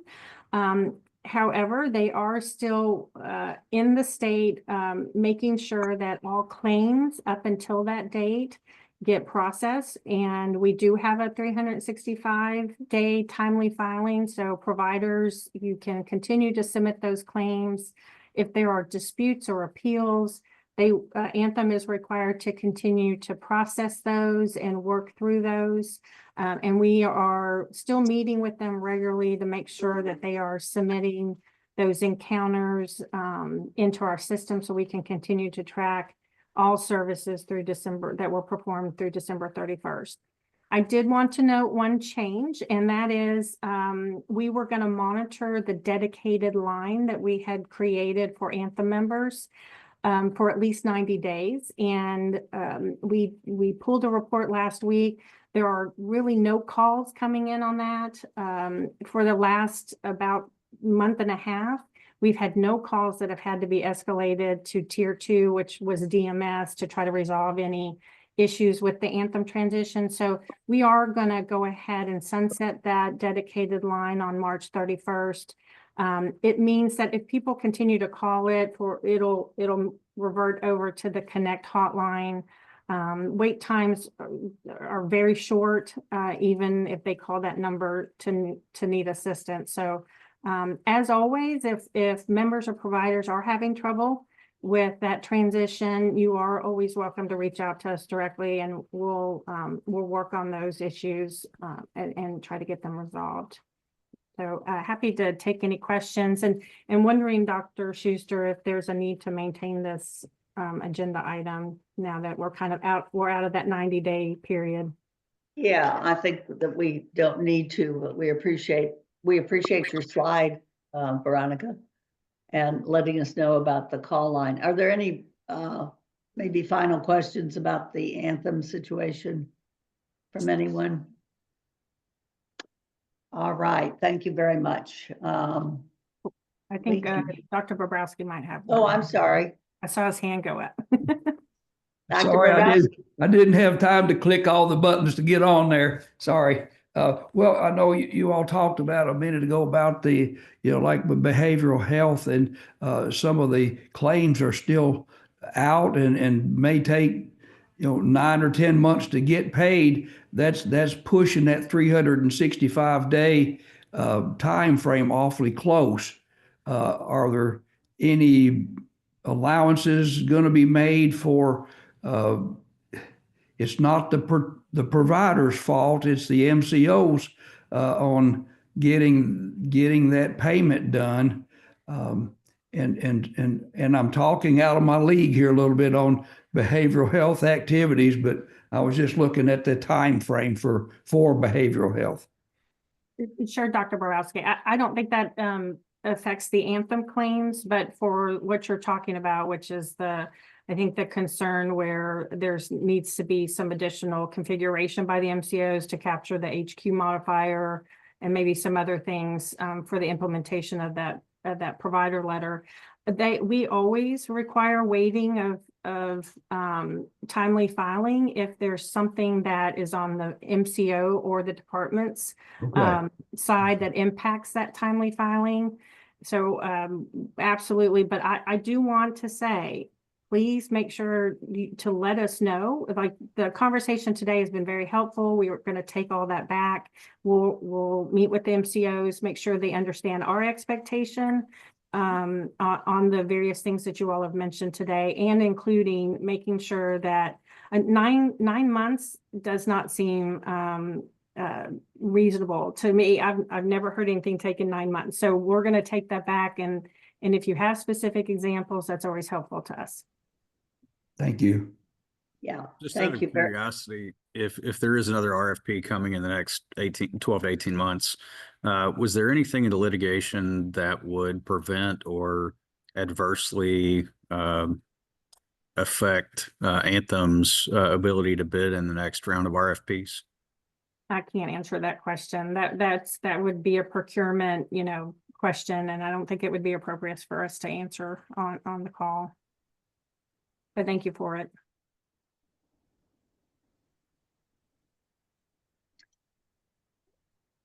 All right. Dr. Terrio, we're so glad to have you. We have not had our biannual maternal child health report for some time, and we look forward to getting that report today. Wonderful. Can you guys hear me? Yes, thank you. Okay. Let's see if I can do this.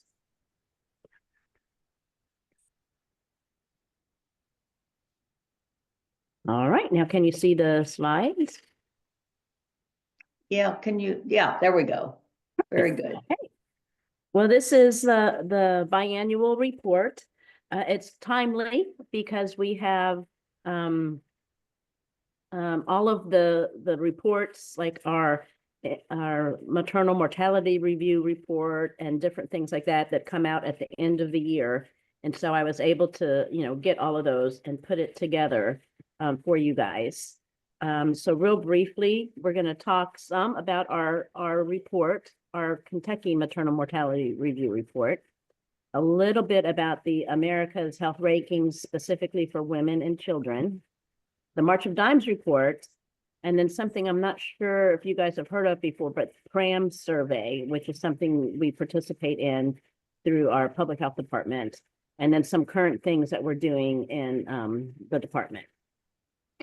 And so just a reminder, because we've talked about this before, but our Kentucky Maternal Mortality Review Report looks at the deaths, all deaths, from the time a woman is pregnant through 365 days after she's pregnant. So that whole year after the birth of the baby. Those reports are reviewed by a committee. The committee has physicians, like they have the neonatologists, the high-risk OBs. They have forensic pathologists. They also have Medicaid, public health, DCBS, and then people from the community like March of Dimes, midwives, doulas, nurse practitioners, all kind of trying to touch on everybody that takes care of pregnant women.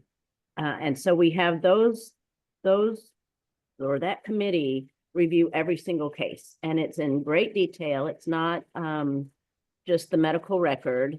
It is police reports. It is any DCBS reports, vital statistics information, of course, things like that, and try and really put a whole picture of what was going on in that woman's life to try and determine what caused her death.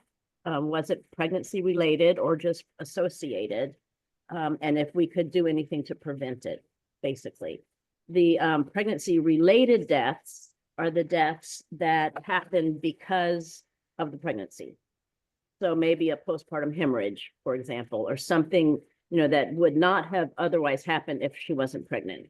The pregnancy associated deaths are the ones that happened when she was pregnant or in that year postpartum, but really didn't have anything to do with the pregnancy. So maybe it was a car accident, something like that. So we look at all of it because we want to find out with this population, what, why are they dying? Where can we focus our efforts to address the issues and maybe improve the mortality rate? This annual report comes out in November every year. And the current report, and actually all of the reports, are posted on the Department of Public Health website. So you guys can go there and look at the whole report if you wanted to.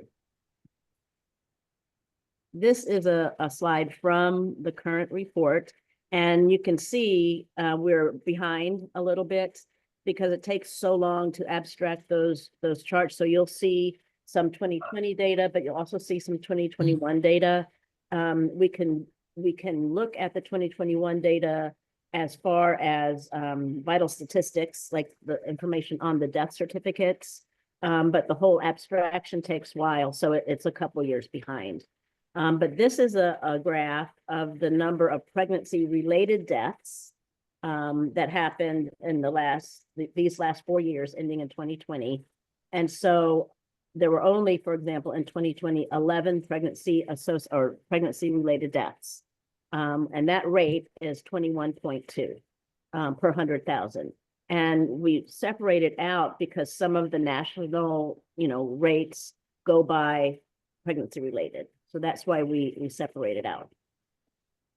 When we look at the United States maternal mortality rates, they are, again, and these are for moms that are pregnancy-related deaths. So what, caused by the pregnancy.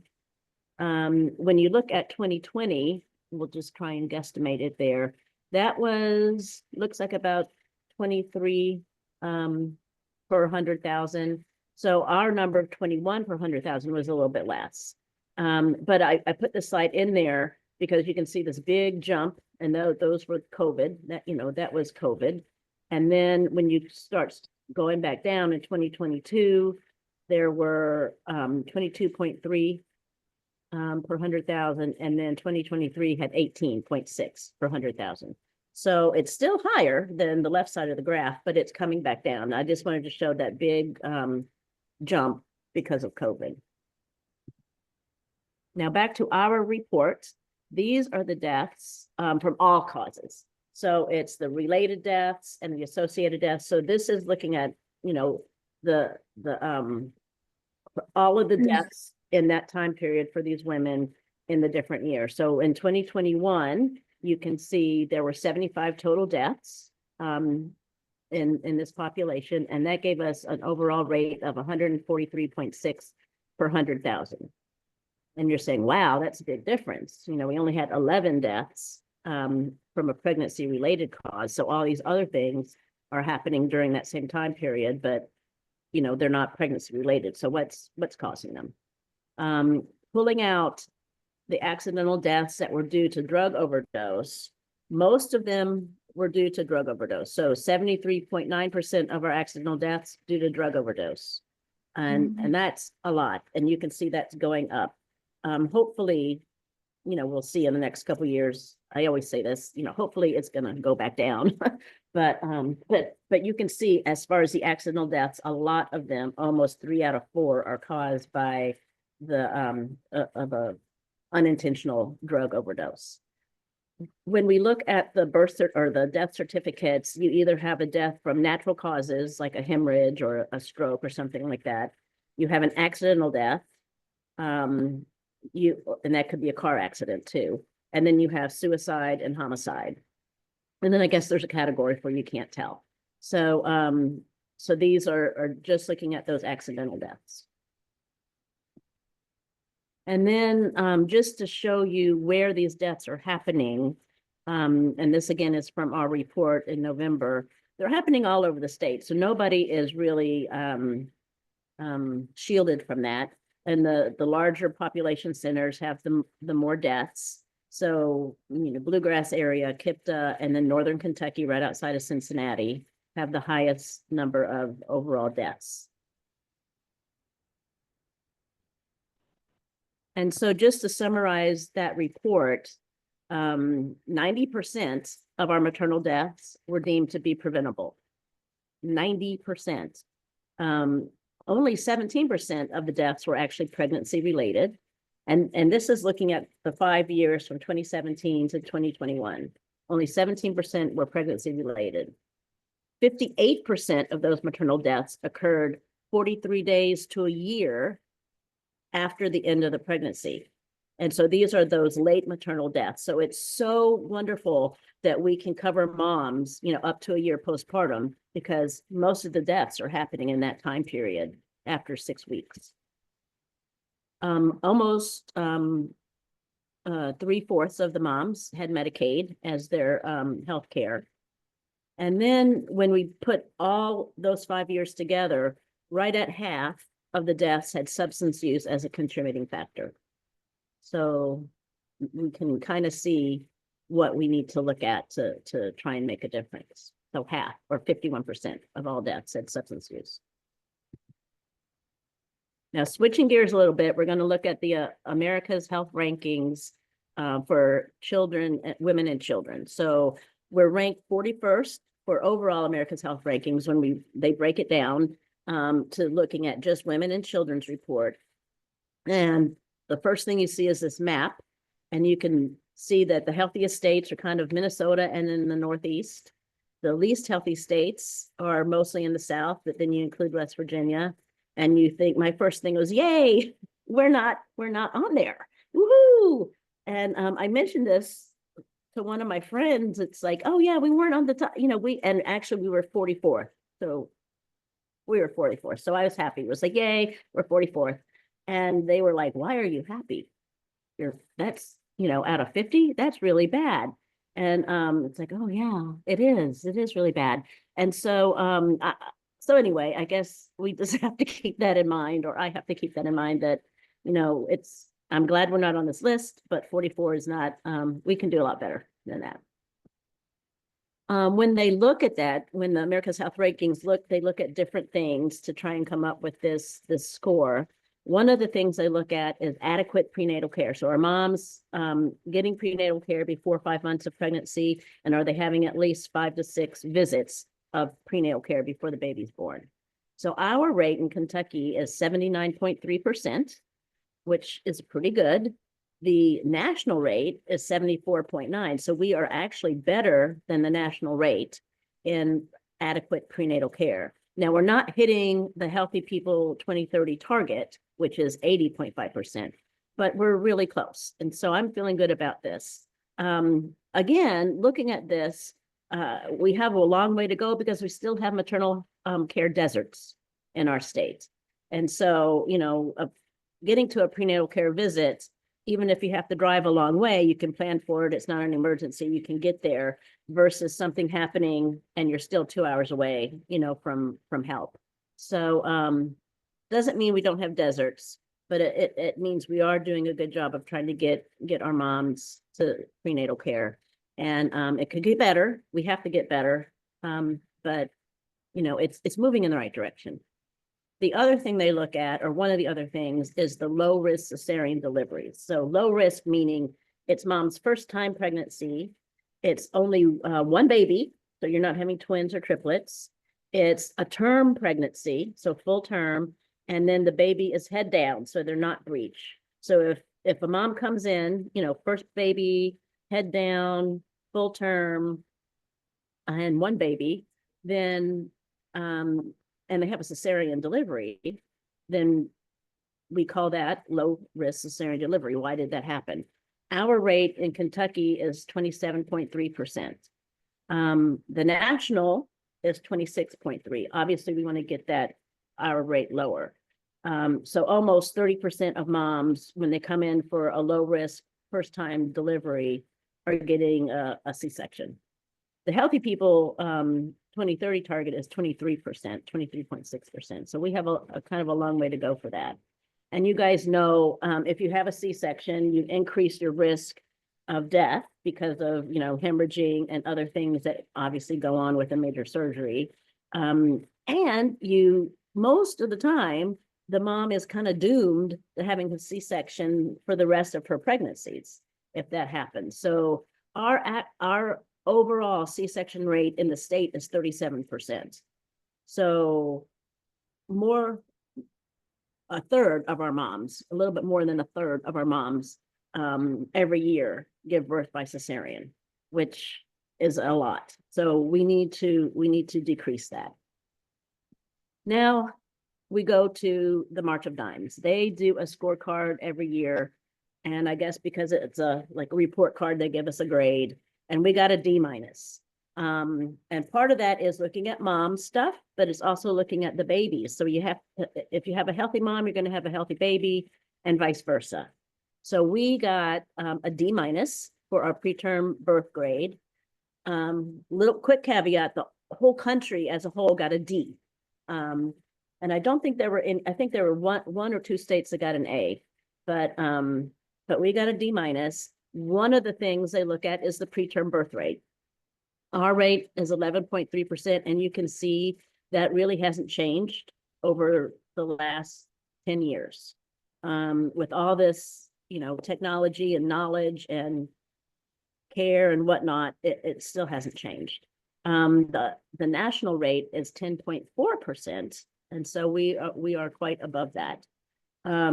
Things that go into a preterm birth that we can control, we know that moms that smoke, at least in Kentucky, 15% of moms that smoke while pregnant give birth preterm. Hypertension, obesity, and diabetes are the other three things that cause babies to be, preterm births. So, and you guys have heard that all along, smoking, hypertension, diabetes, and obesity. We need to work on those things, and that will help decrease our preterm birth rate. Not surprised. Now moving on to the PRAMS survey. So Pregnancy Risk Assessment Monitoring System, PRAMS. I think that's cute because it's talking about babies, and the PRAMS, we used to call strollers PRAMS, right? Or maybe they call it in England, PRAMS. But the PRAMS survey goes out every month. Women who recently had a baby are randomly selected from the birth records to respond to the survey. It's a national survey, and which is nice because we can compare ourselves to the nation. The survey gathers information about the mom's experiences during and after their most recent pregnancy. So it does gather clinical information, but it's all from the mom's point of view because mom is doing the survey. And it asks questions, were you satisfied with your provider, things like that.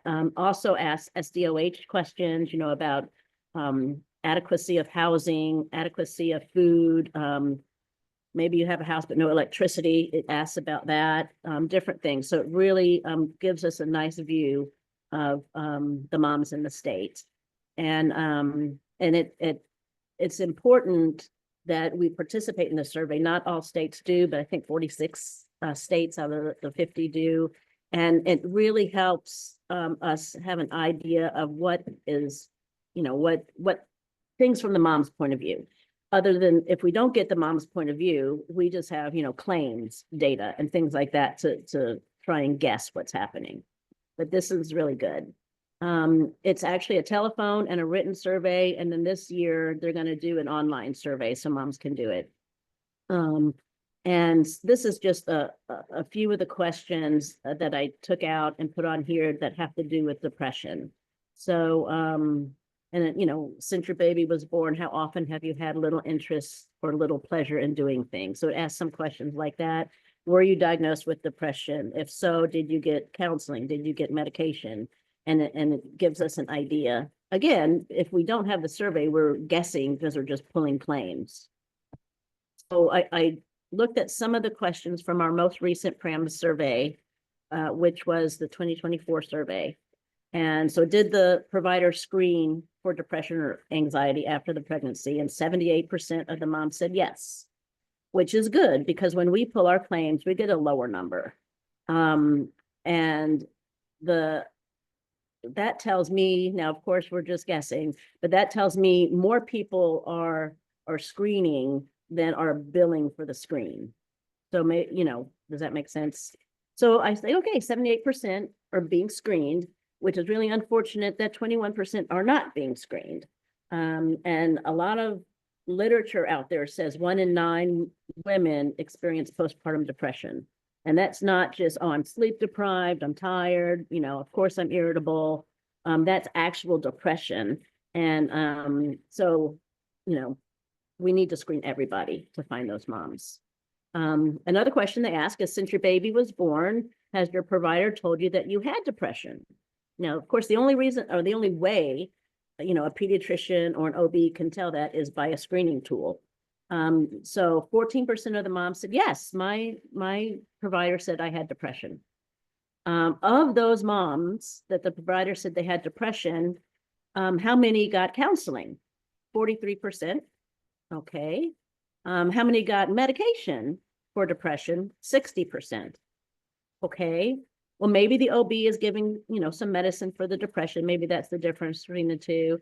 But oh my gosh, what, half of the people are not getting treated at all and they're depressed. They have depression, they're not getting treated. So we really need to do a better job about this. So that brings us to current Medicaid activities. So we're participating currently in a CMS Maternal Health Affinity Group, and somebody in our maternal and child health division in the branch in the division of policy is the lead on that, Mindy. And we're working on several things. We're working on increasing the notification of pregnancy form. We have that form. It's not well utilized, but we need to know who's pregnant early in the pregnancy so we can offer resources. So we need to know. It's hard to tell when somebody's pregnant. A lot of times you don't know until they go backwards, you know, when the baby is born. So we need to know that, and then working on screening for high blood pressure and mental health issues postpartum. We're also participating in a maternal mental health government fellows program, and again, working on improved screening, diagnosis, and treatment of depression and anxiety. So those things go together. And our MCO value-based purchasing program that we've talked about before, one of the measures that we're holding the MCOs to is improving postpartum care. And so that's why that one's in there, and that's a HEDIS measure. I want to explain, so you guys can see the mental health, and that includes substance use screening. High blood pressure, we're still wanting increases in screening for high blood pressure because that's one of the main pregnancy-related reasons for death. And so we wanted to look at, you know, a pregnancy-related death outcome that we can try and fix, and of course the pregnancy-associated deaths. So these are some of the things that we're doing. DPH has come up with a new website that it's all about prenatal and maternal mental health, and they have resources and different things on there. They came out with it last month, and so as it, you know, matures, they're going to have more and more things to click on there. So that's a good resource for folks. And then of course, DPH is working on their the Lifeline for Moms, which we talked about in the past about basically a call consult phone system for doctors. When you see a mom in the office and you screen her and she is depressed and you don't know what to do, you can call this number as soon as it's up and running and talk to an actual person trained in psychology for postpartum depression and find out what to do. Find a provider or start medication or whatever, but you'll be able for providers to have some expert advice right there when the mom is in the room. So I think that's all I have. Do you guys have any questions? Dr. Borowski? Mario, there's a question in the chat from Kent Gilbert. What effect do you think we will see from the recent changes made to pre and postnatal care from the last year's legislature? And you mentioned the Lifeline. I think he's talking about the omnibus bill, and there were lots of changes in that. Yes, I mean, I think those are positive. We're looking more, the Lifeline is coming along. And I think that they will go live. I don't want to, sometime this summer. I'm not sure, but so I don't want to misspeak. But they're planning on not the whole state, but in areas of the state this summer going live. So that's really exciting. Doulas is another thing that was brought up in that legislation. And we are continuing to look at doulas. We have a great report that came out last fall again on doulas and possibility of how can Medicaid participate in doula care. So that, things are moving along. So I'm excited about that. And then there was also the comment that the MCOs are participating in a 5% withhold program to improve maternal health and pediatric care. So they have a financial incentive. Yes. To really up their work in this area. Yes, they sure do. Yeah. Garth, you have a question? Yeah, well, just kind of a follow-up. Dr. Theriault, I think that's just a wonderful report and a lot of information in there. And once again, I'm talking a little bit out of my lane or my territory on this topic. But you mentioned contributing factors were like blood pressure or obesity. And it seems like that the obesity is really becoming more and more prevalent, even in our children in the schools. And as the DMS and the Cabinet for Health and Family Services, and I've brought this up before, is to continue to look at improving the American diet with the help of Medicaid with our children at the schools, or SNAP and EBT programs, and again, educating our young moms about diet and nutrition. And you mentioned depression and anxiety. Well, hey, we all get there at times, and what do we go for? We go for our comfort foods. And typically those are not the most healthiest choices, but right. Even I got to go get a piece of chocolate candy every now and then. So we all do it. Sometimes we don't want to admit it, but you see about all this information about these food additives and food dyes that our children are eating and causing anxiety problems, behavior problems. Your red 40s, your yellow 5s and 6s.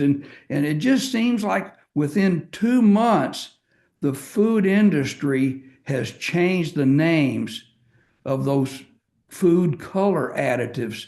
And I wasn't prepared, or I'd have got a list of them, but boy, reading the labels on these foods is just so critical anymore. But mainly, I just wanted to commend you on a good report, and I think as a healthcare provider through this program, I just keep wanting to encourage the program, the providers, the MCOs to look at ways to improve our American diet. Thank you. Thanks. I agree, and I think I thought you were going to bring up sugary drinks. Yes. Because I think that's the where to start. And juice is a sugary drink. So just because you're getting orange juice doesn't mean it's good for you or your teeth. And so we need to change the narrative on that. You know, juice is not good. An apple or an orange is good, but juice is not. It's not a normal way to get fruit. So 100% correct. so we need to really, you know, pick a few things to focus on. And I would say juice is a huge problem. Well, as dentists, you know, we see parents, moms and parents, you know, putting these juices in the little sippy cups or their bottles at bedtime. The worst time you could pick in the day to give a child a sugary drink. And, you know, that's where you get your 18 months old or 2 months old children that their front teeth are eaten out with cavities. Yeah. Already at 18 months. Yeah. So, you know, we all try to educate our moms when they come into the dental offices. And, you know, sometimes you just got to get kind of blunt and ask the question, you putting that baby to bed with water? Around our area, we have a local drink. It's called Ski. Probably just about as potent as Mountain Dew. Wow. You know, and a lot of our parents are putting these babies to bed with this Ski in their little sippy cups or bottles, and it's just terrible for the chick because it just sets them up for a more expense down the road for them personally, or for you know, Department of Medicaid, for the MCOs, and I just think a lot of this health and diet can be improved with nutritional education, but don't get me started. I can talk forever on this. Thank you.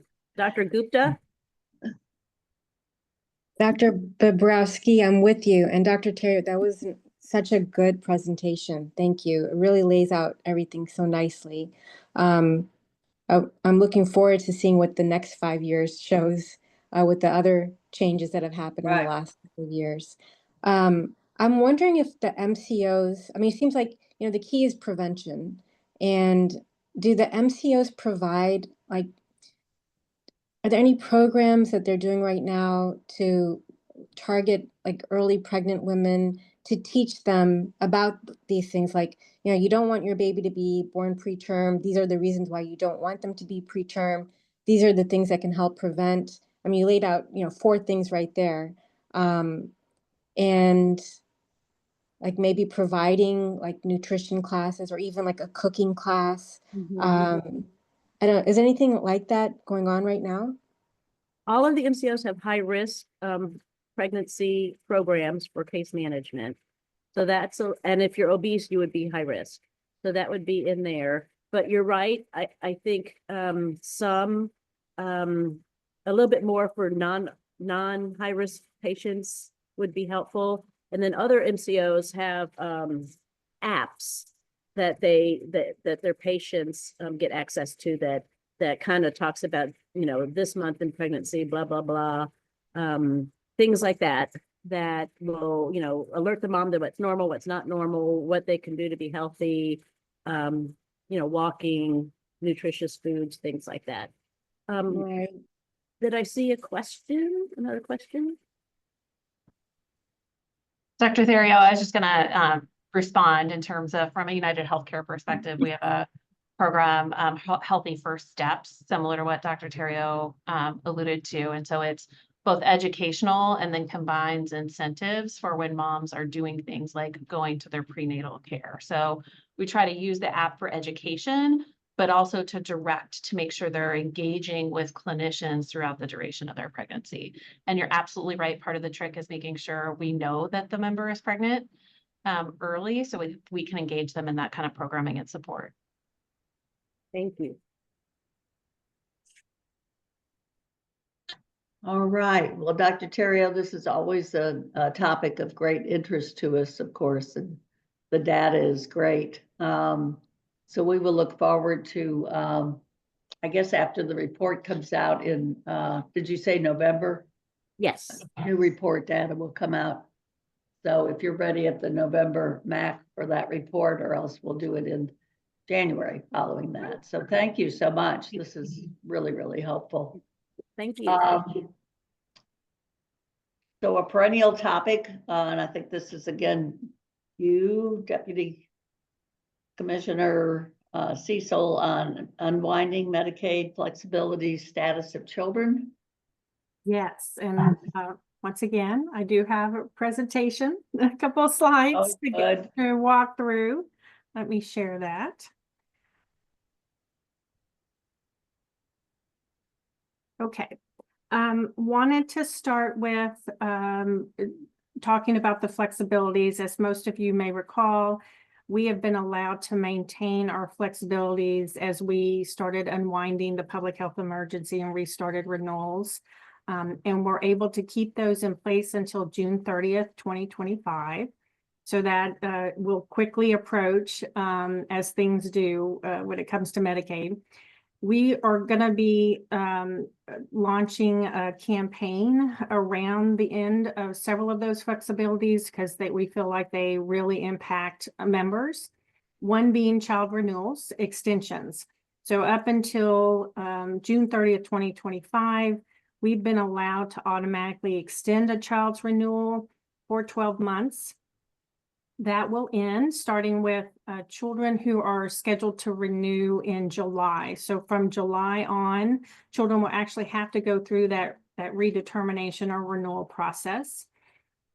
Meaning, so a July renewal actually will receive their notice in early June.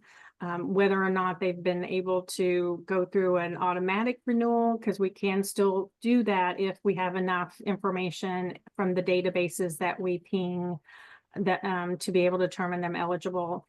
If they can't and they have to drop to an active renewal, again, those notices will be going out in early June for that July renewal. We have created an outreach campaign. We're finalizing that. We shared that with several folks, including advocates, to get some feedback, and we really appreciated that review. We're finalizing those, and we are going to launch those. We've got kind of a multi-pronged approach for that. It includes sending information to the schools and working with the Friskies that are in the schools, making sure the information is getting out to parents to make them aware of the restart of renewals for children in July. We're going to be doing some social media campaigns. We'll be sending it out through our regular email distributions lists. So that includes the MAC and the tax. We'll be sending that campaign out. We ask that folks utilize it and spread it as far and wide as possible with the groups that you might work with. That you work with members, so it'll be in a format that gives information to the person sharing it, and then some flyers that could be shared to encourage members to recognize that that's going to happen and what to do if they have questions or having difficulties navigating that restart of the children renewals. And again, we are continuing our monthly reporting that CMS requires, and that our understanding will continue past June. So we'll still have those monthly reports that we send every month for the previous month by the 8th of the month, and then in 90 days following the month of renewal to report any pending actions. Those are on our website, which I'll share in just a moment. Oops, wrong way. So just very quickly, I usually share this information to show we still are maintaining that, around 1,450,000 individuals in Medicaid. So that line still kind of just stays the same. I'm not going to go through all this, but just provide it for your all's knowledge. Every single report that's on here, both the original and the updated, is on our website if you want to go and look in more detail. Just to walk through that November number so you understand what's on here. This is reporting our original report in November said there were 38,540 individuals subject to renewal. We approved 30,194 of those. We did have to disenroll 1,334, and there were 5 cases pending when we crossed over that November 31st date, renewal date. We have since processed that in that 90 days following November. And you will note that those individuals unfortunately were, were approved, or were fortunately approved. So that's what this is showing. And then just looking more closely at our last month of renewals, which was February, we had 67,936 that went through renewal. 59,672 were approved. 1,703 were terminated. We did have 3 cases there at the end of February still pending. And then that extended bucket, as we've talked previously, that's the folks that we can extend 1 month for all individuals and up to 3 months if they're 1915C waiver or long-term care. And we had 6,550 individuals we did extend. I want to note one of the flexibilities ending is our ability to extend those folks. So starting with July renewals, we will no longer have the authority to extend anyone if they did not respond to that notice, requiring them to submit information so we could conduct that renewal. So those folks will no longer get that additional extension. And then reinstatements that we're tracking on the far right there, those are the individuals that do come back into the program within 90 days following their termination. Right now for February, we're at 417. So that means, out of the 1,703 that were terminated, we've already been able to bring back 417 of those individuals after determining them eligible. And just a reminder, our website, we're going to continue to maintain it. And so all of these reports are on that site.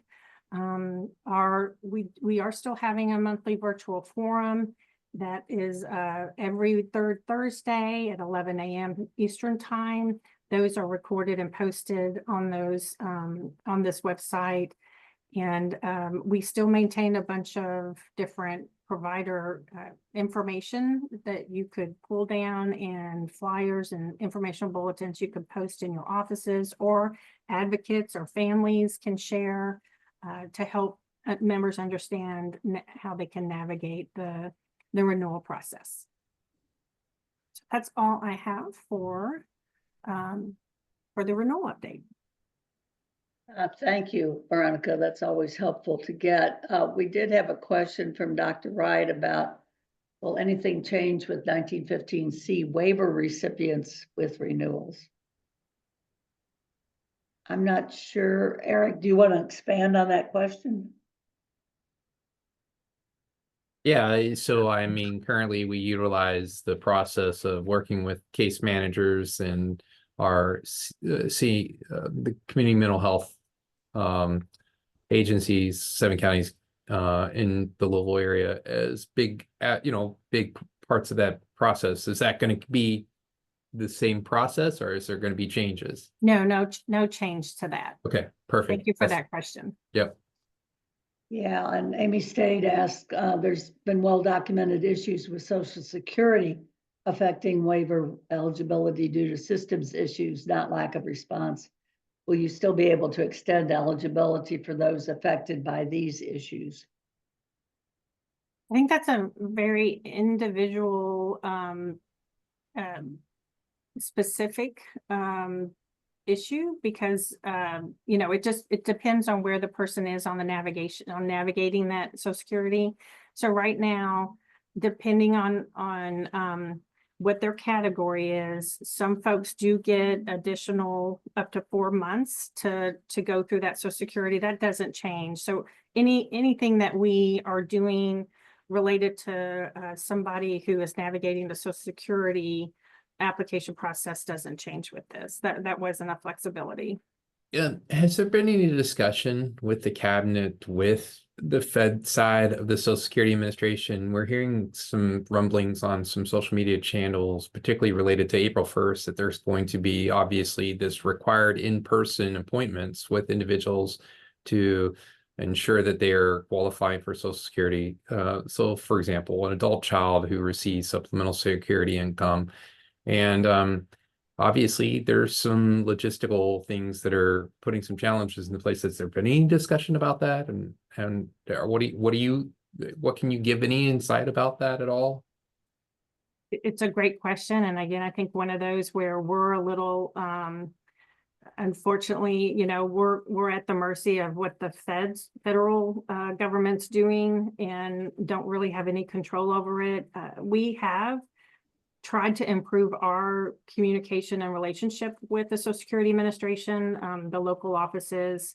And I think we'll try to rely on those as much as possible and understanding what the impact is. I do know that the secretary and the governor both have requested information about what that impact would look like to the Medicaid program specifically, and I think probably in general to Kentuckians.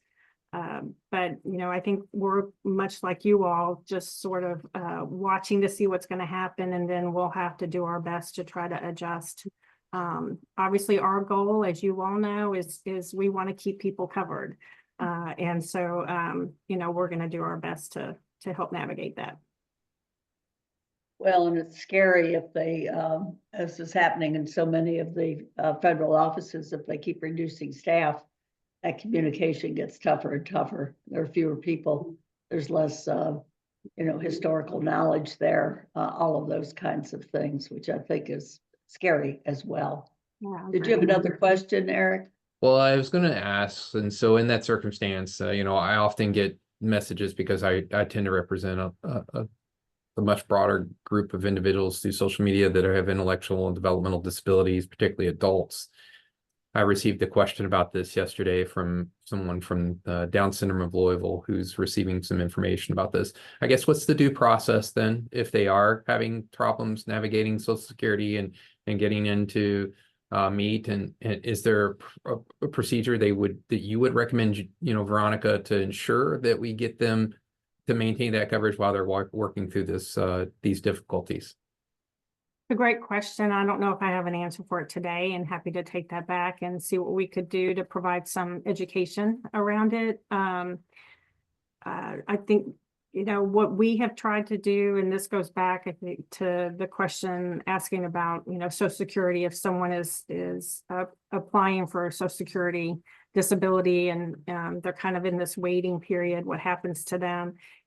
We have to comply with federal law, and to the extent on which we can keep somebody in Medicaid. And then, what we all hate is kind of that retroactive, the retroactive activity that happens when someone finally does get approved, and that's that eligibility gets retroactive.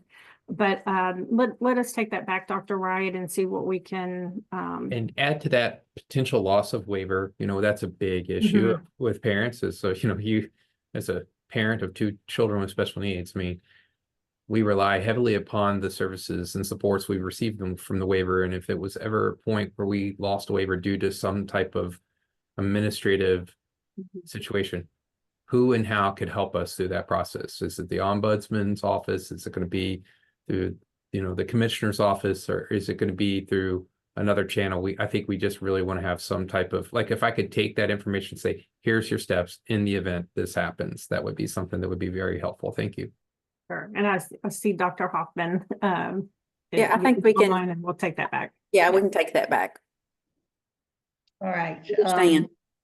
I think those questions come up enough. I'll try to remember, Eric, to put that on the agenda for our next MAC meeting, and maybe we can get some feedback from DMS then. Thank you. Leslie, you're probably up on this update on waivers, reentry timeline for the SMI 1915I SPA and the 1115 SMI SUD waiver, and then current HCBS waiting list numbers. So Dr. Schuster, if it's okay, I'm going to just go over all of the Team 1115 and components for you. And I've got slides, and I can share those to you all later. And then Ann Holland, a partner over at DBH, is going to go over our companion 1915I SMI. And then I'm going to take over one more time, if that's okay. And I'll go over our HCBS numbers that you've requested, as well as I was asked to give just a little bit of an update on the Families First today. I know that's coming up on several of the agendas. Folks wanting to know what we have going on with the town hall meeting that we had yesterday, and I can explain that as well. So I'm Okay, going to share my great. screen. Make sure I've got it. Oop, it's not lighting up. Hang on just a second. Just a second. Let me make sure I'm sharing. Okay. It looked okay, but it doesn't. It's not happy. Just a We second. could see it, Leslie. Oh, you when can. Okay. you can't now. It's not lighting up red like it should. Oh, can you see it? Okay. It's not showing me that it's showing. Okay. So this is our Team Kentucky 1115 approval. And I know this is all very confusing. So I try to always go over and go over this with you all again. It's hard to understand, and all the components within each of those arms under the Team Kentucky Section 1115 umbrella that has all these different pieces that are moving constantly. So remember, it's a demonstration. It has lots of parts that other programs or other state amendments or 1915C waivers don't have, because it is a demonstration, and we have to continually ensure CMS that we're doing what we're saying, and that this is an opportunity outside, it's flexibility outside of the norm. So Team Kentucky, again, is our big overarching umbrella. That's our Section 1115 Team Kentucky. And everything, Team Kentucky and everything under it was approved December the 12th of 2024. So CMS has moved around our arms just a tad. So I know you've heard me talk about that. So just wanted to go over this one more time. So we have the old program that was the out-of-state former foster care to cover those children until they age out. We have the SUD 1115, which is an older one. I think it was implemented in 18 or 19, I believe.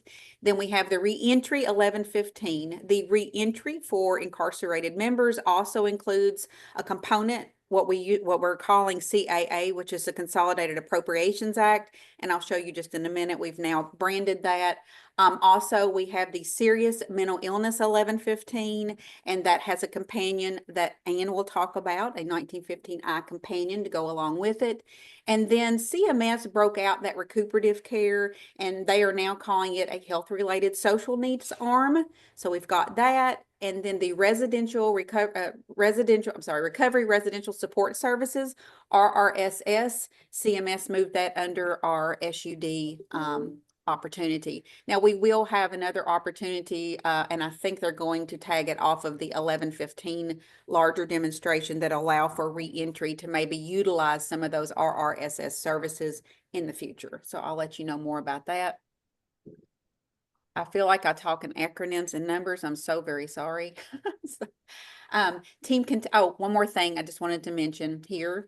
Team Kentucky is currently approved through December the 31st of 2029. I know there's been some questions about if 695 goes through, does that include things that were already submitted? So these have all already been submitted, and they are approved through December the 31st of 2029. So here's our timeline. So for our Team Kentucky 1115 and CARES, which is called the Continuity of Access to Resources and Essential Services. And we actually branded the CAA because, as you're aware, there are lots of things in CAA, right? There's lots of things in the Consolidated Appropriations Act. Just providing services to the youth was one item. So we have kind of tagged CARES because that goes along and aligns with the grant that we previously had applied for and were awarded in January of this very year. If you look, let's just go a little bit ahead. So since last meeting, Dr. Schuster, March the 12th, Team Kentucky, SMI and health-related social needs deliverables were all submitted to CMS in a timely fashion. If you'll look up at spring, we are still conducting the CAA local regional jail interviews and completed our reentry systems requirements and design sessions. That was quite an undertaking, and still, because we're learning, find things every day, and we work on those constantly. May the 11th of 2025, our Team Kentucky monitoring protocol, how we're going to monitor the program here in Kentucky, that will be due to CMS. These are all things that we have to do before CMS says, okay, now you're good to go, up and running. Summer of 2025, we have the reentry readiness and the CARES Phase 2 onboarding. Then in June, we'll have a Team Kentucky evaluation design due to CMS. And if you remember, CMS holds us accountable to have a party that is neutral with no vested interest to take a look at our programs and ensure that we are aligning and doing what CMS says that we'll do and what our application says we will do. In September, we hope to have our Team Kentucky Health-Related Social Needs Implementation Plan off to CMS. We've met all the deadlines so far for all these components, so we feel pretty sure that we'll have this done. October the 1st of 2025 is our reentry go live. That has not changed at this point. And then fall of winter, we'll have continuing CAA or CARES Phase 3 and continued Team Kentucky implementation. If you remember, in January, we were one of the first states that were able to get the CAA or the CARES up and running in what shape or manner that Kentucky could utilize its existing resources. So all through the year, we will be working to come into compliance with the Consolidated Appropriation Act requirements for those youth as well. And I think that's all I have there. And then Ann, I'm going to turn it over to you for a little while. Good morning, at least for the next 2 minutes. My name is Ann Holland. I'm an executive advisor within the Department for Behavioral Health, Developmental, and Intellectual Disabilities, and I am the 1915I RISE Initiative lead for our department. I feel like a broken record, Dr. Schuster, but let me give you where we are with CMS, right? We answered a question yesterday to them on some of our financial pages, and so we don't have approval yet, but I promise I expect it in the next few days. I really do, because I feel like some of the questions they're asking, they're just trying to type and button up some of the last minute things and making sure that everything we have is practically perfect. But they have assured us that we are on the path for approval. We also have proposed regulations out there on the LRC website. They are DMS, so they're regs, so they're Title 907, and they are Chapter 16. There are 5. Please, we encourage feedback through the regulatory process. We continue to collaborate with DMS to develop and refine our provider education and certification process. That is similar to a C waiver. There, I hope to come back and give a full PowerPoint presentation to this group about this whole process once we get final approval from CMS. But we are working to streamline those approaches and give credit for trainings if people cross lines with C waivers and come work on the I. So we're trying to, make things very streamlined and make sure people aren't duplicating and adding excess work. We have completed the eligibility thresholds for our functional assessment tool. It is called the Inner Eye Community Mental Health Assessment, and we've also crosswalked those domains on that assessment tool to the services. So you meet a threshold in a domain, say housing, then that triggers that you need some housing supports, or what we call tenancy supports. And then we are also partnering with UK HDI to obtain staff, because DBH will also administer on behalf of Medicaid the RISE initiative. We continue to work collaboratively with our continuum of care providers on housing supports, understanding their existing processes, data integration, and enrolling in Medicaid. They've never been Medicaid providers before, so we're trying to help assist anyone that's never been, sort of handhold people. And then we continue to work on the processes when it comes to eligibility, enrolling providers, and payments for services rendered.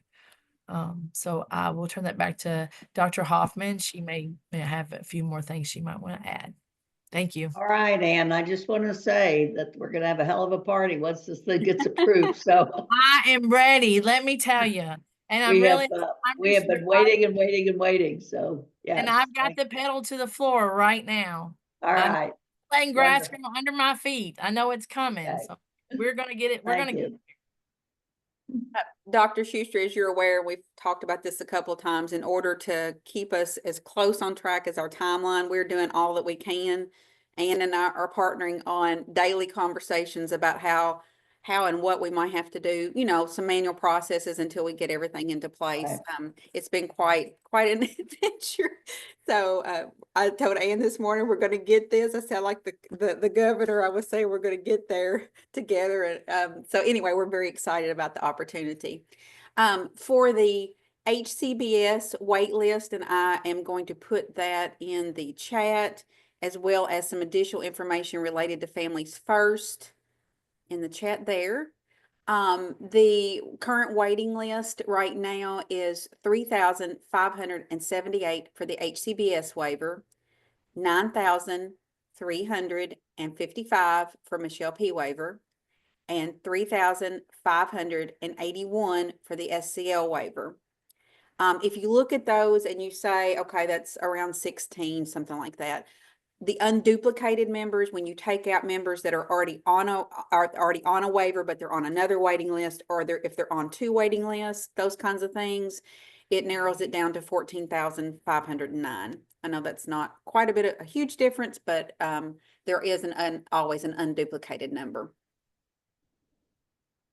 Let's see. All right, thank you for that. And you put that, I see the little tables. I put it in Yeah, for you. thank And you. Yeah. I know that number throws everybody off for the unduplicated, so I tried to explain it. And remember, it's about, I think, 37, 38%.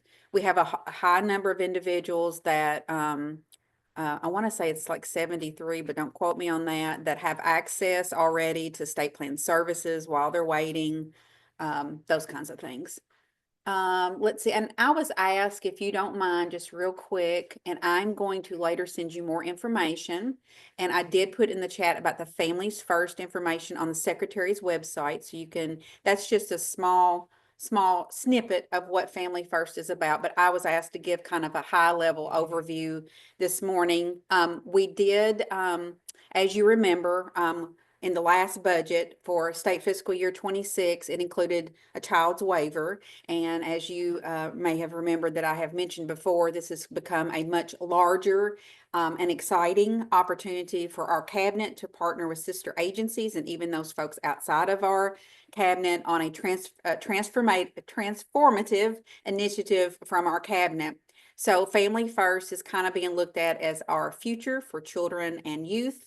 Families First is Kentucky's bold new commitment to transform how we support children and youth and families, especially those with complex behavioral and emotional or medical needs. It's a multi-year initiative that brings together state agencies, health providers, community leaders, and families to build a child and youth-centered system that ensures care in a timely, equitable, and effective manner. Let me see, dropped. Of course, I think everybody knows why we are looking at things that we've been wanting to change for, 25, 30 years. Too many children in Kentucky face the barriers to services that they need with long waits, and we understand fragmented care and limited resources. Family First aims to change that by ensuring families feel supported and communities are engaged and children have the opportunity to grow up in a safe and thriving environment. Every child deserves the chance to grow and be supported and have that opportunity and be surrounded with supports.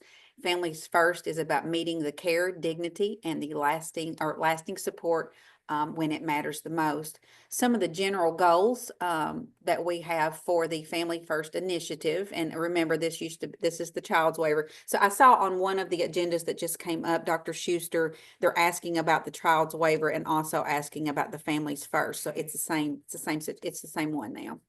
Okay. We want to expand access, improve care coordination, strengthen families, empower providers, and promote stability.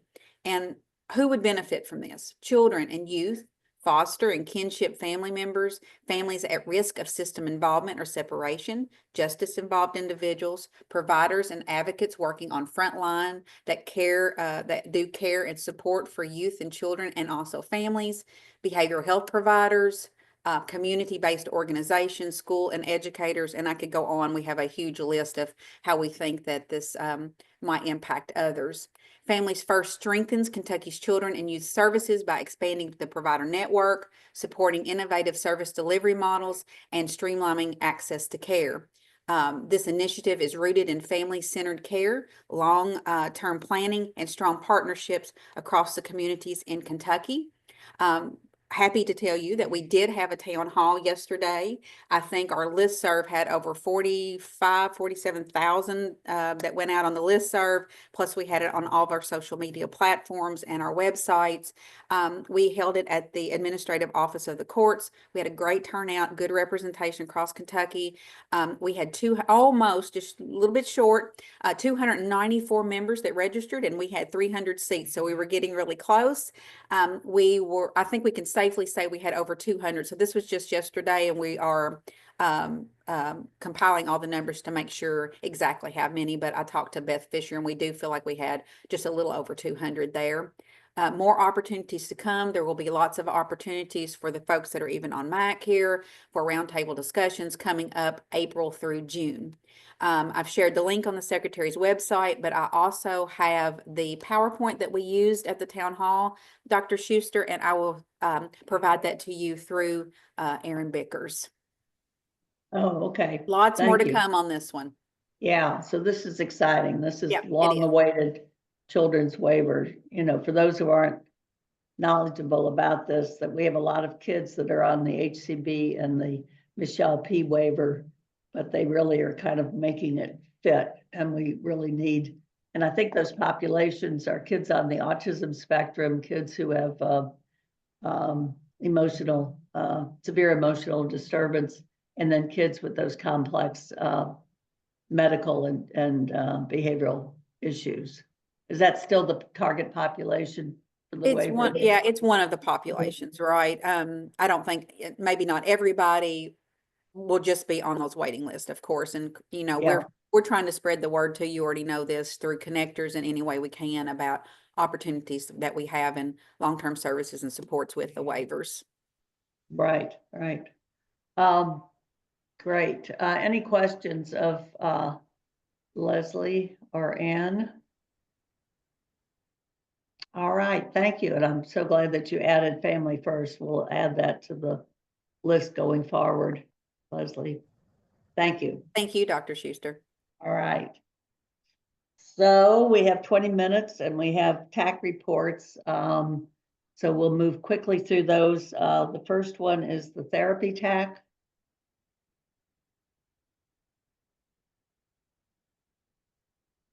And they met just a week or so, 2 weeks ago, I guess. Aaron, anybody on? Someone was on, but they may have had to drop. I'm scrolling. I'm on. Oh, there you are. Dale.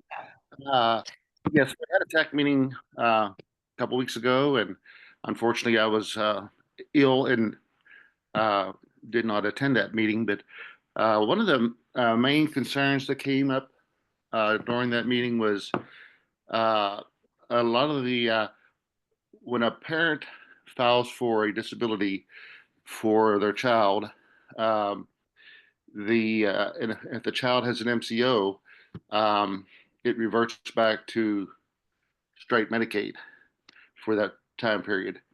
And then the MCO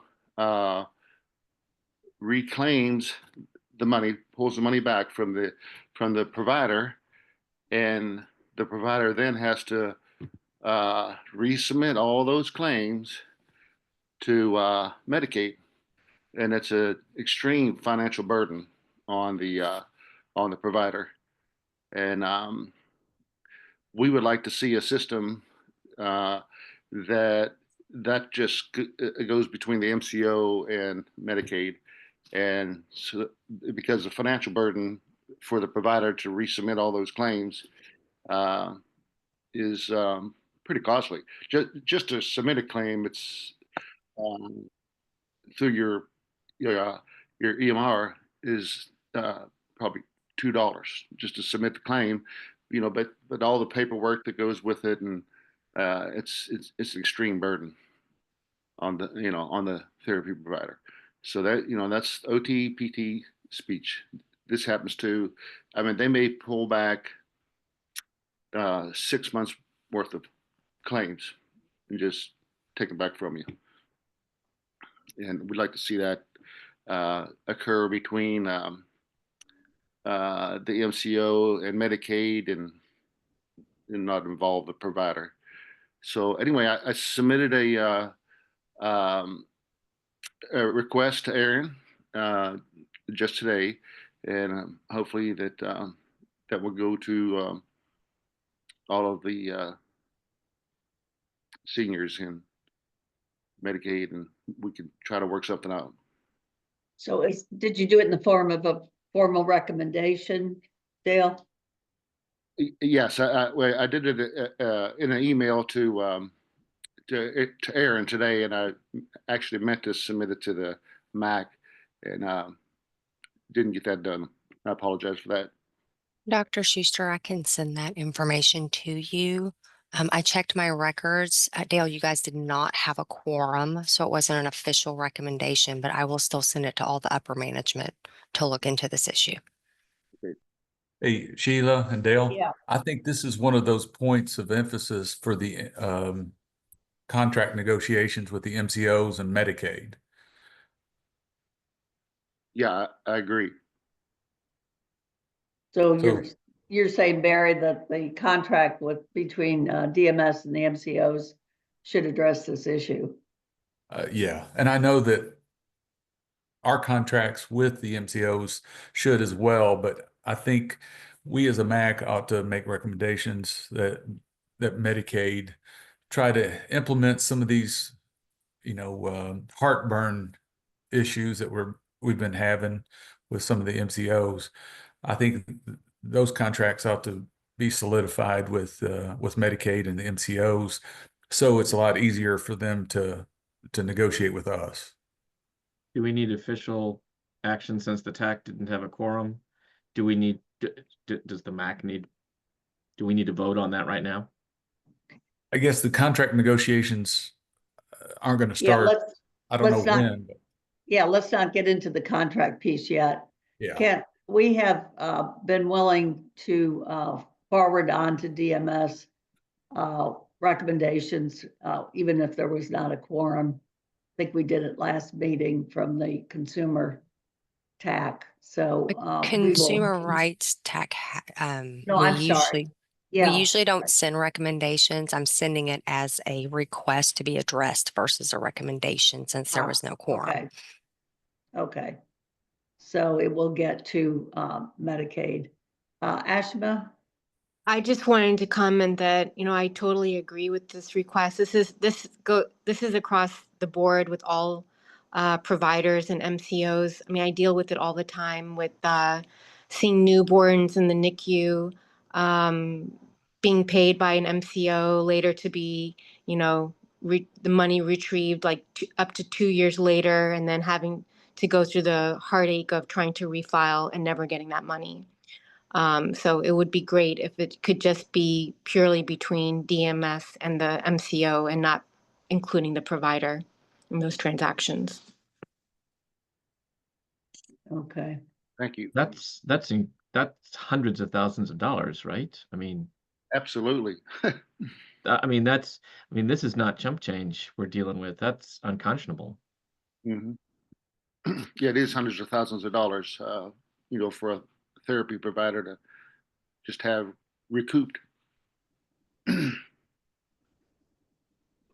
Well, and I think we've heard complaints about the recoupment coming years after. I mean, I don't know what the time frame is, Dale, but we've heard from providers that these recoupments come sometimes with a message that from the MCO that says, oh, the person we weren't covering the person at the time.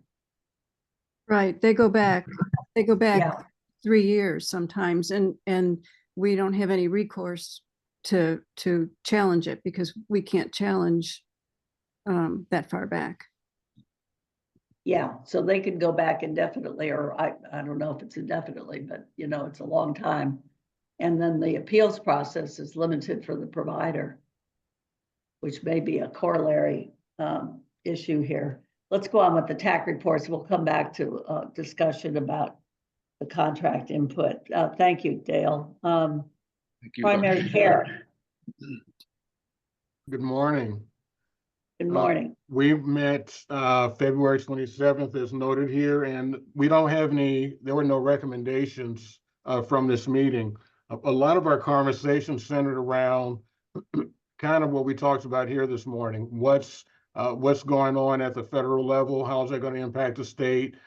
Services that we provide to our patient populations. So a lot of our discussion was just trying to understand what's really going on with those dollars. So that was really the bulk of it. I'm trying to look at my notes real quick here. We did talk about the Anthem Medicaid transition. There were no real major issues at that time that we discussed. And I think that's the big stuff that we talked about. All right, thank you very much. I think You're very welcome. maybe the document that was discussed earlier and is now available could be helpful on some of those federal issues going forward. Physician TAC. And it looks like you all didn't meet. We did not meet. We will be having a virtual meeting May 16th. Okay, thank you. Pharmacy TAC. Yes, I'll try to quickly go through this. The PTAC did meet on February the 12th, and they did have a quorum. They did have 2 action items. There was quite a bit of discussion, again, as usual, about the pharmacy services in hospital institution and in the community pharmacy setting. And we've discussed this before, such as the administration of long-acting antipsychotics, medication management, other services.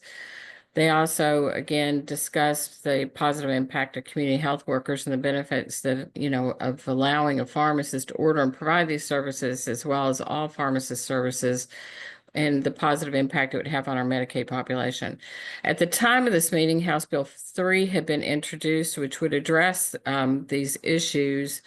So a motion was made.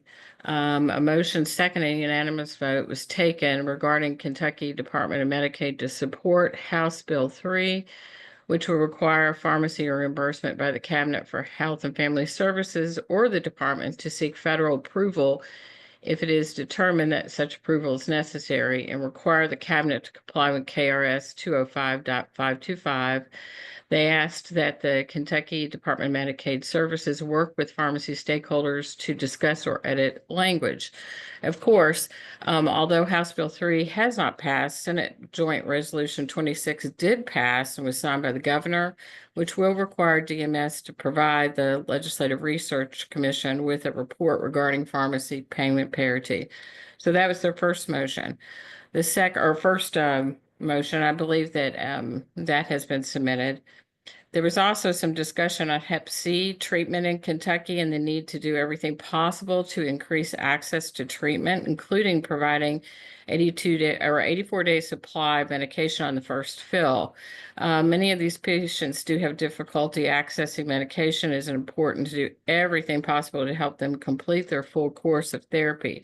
So the second action item and recommendation was motion and a second, and a unanimous vote was taken regarding the Kentucky DMS recommending that Kentucky DMS reconsider expanding the initial Hep C drug therapy to dispense the complete recommended 84-day supply of medication, prescription medication, for the purpose of improving compliance and cure rates. Okay, so we had 2. There was a lot of discussion, but in the interest of time, that's kind of in a nutshell.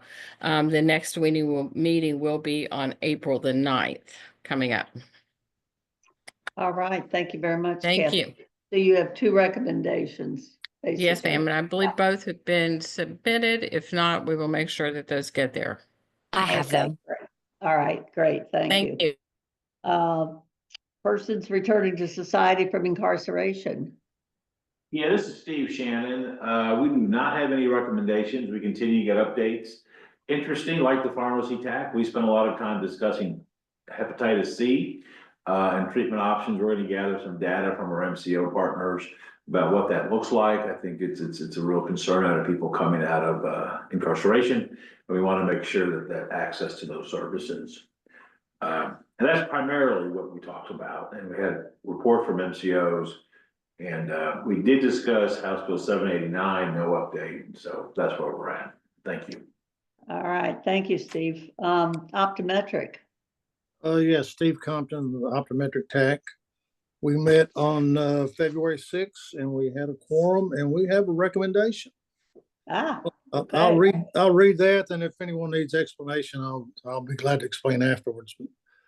The Optometric TAC requests that all MCOs offer an in-house frame kit, as well as the fabrication lab option, as well as to continue their outside option for the doctor to provide the frames and lenses to children and adults.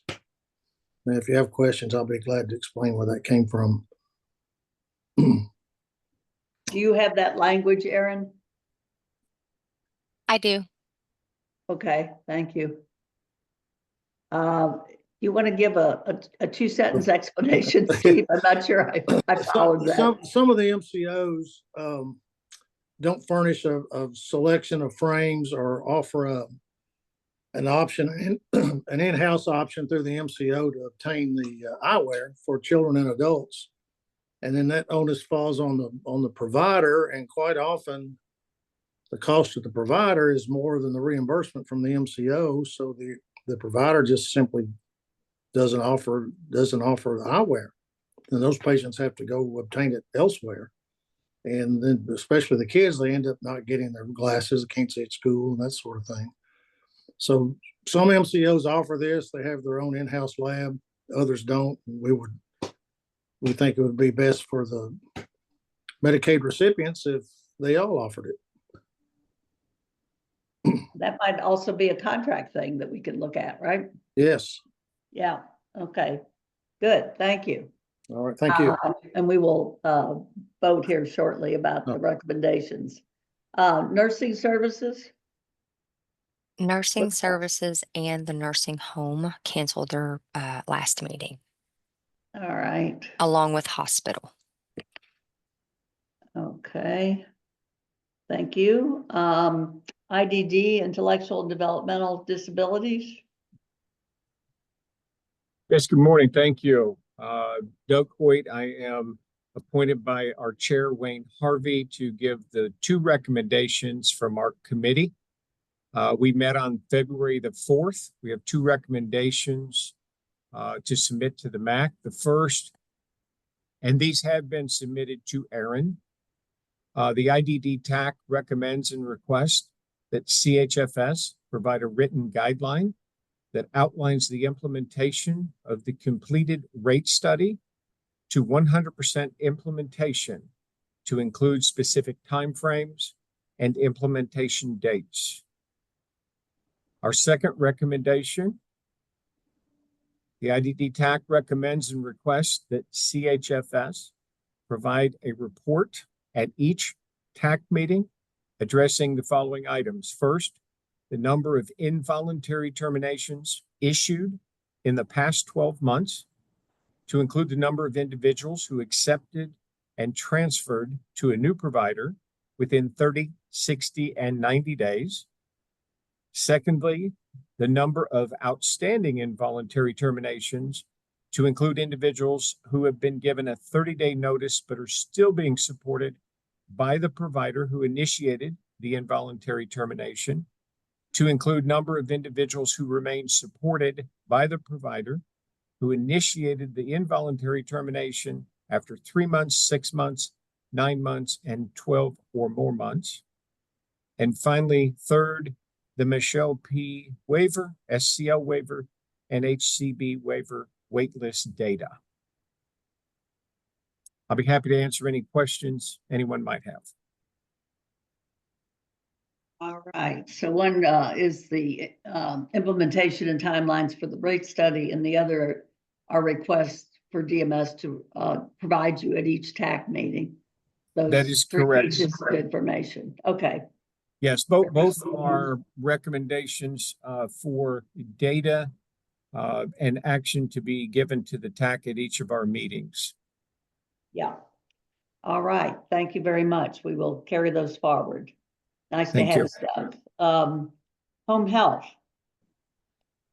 Thanks, Dr. Schuster. Evan Reinhardt with the Home Health TAC and the Kentucky Home Care Association.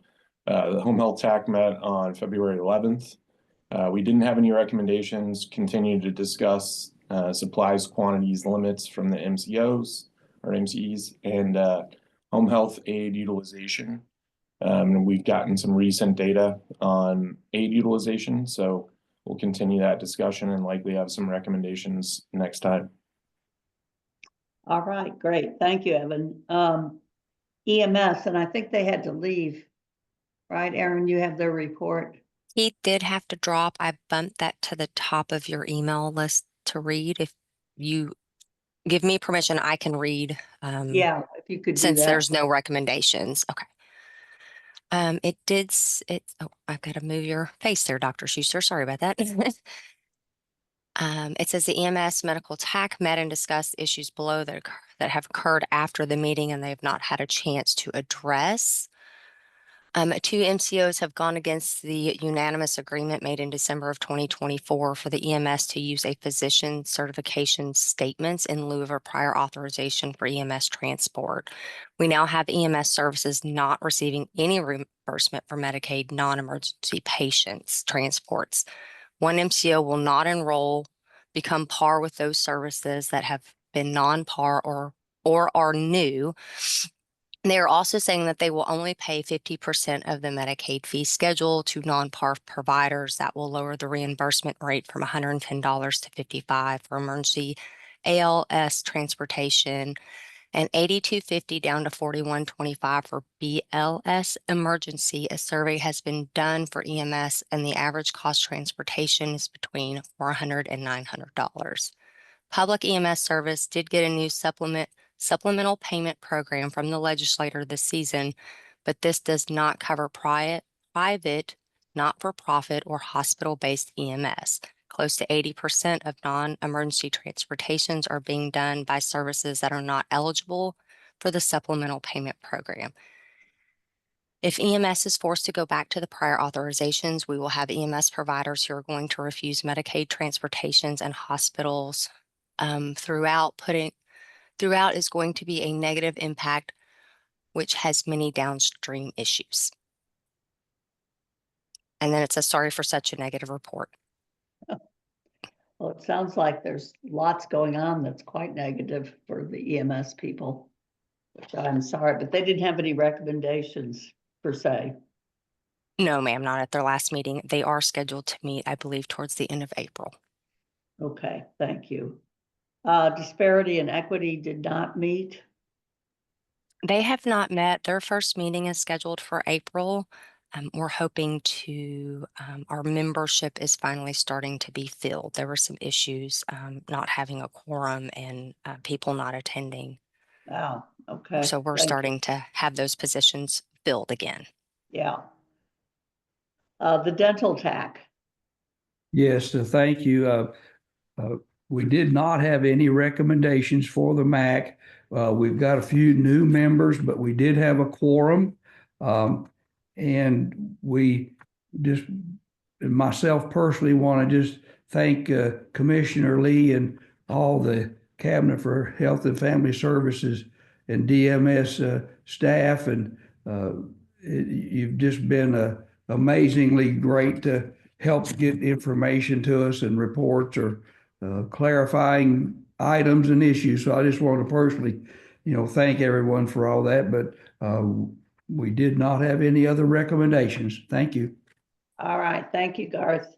The consumer TAC, I know Emily had to leave. She put a brief summary in the chat.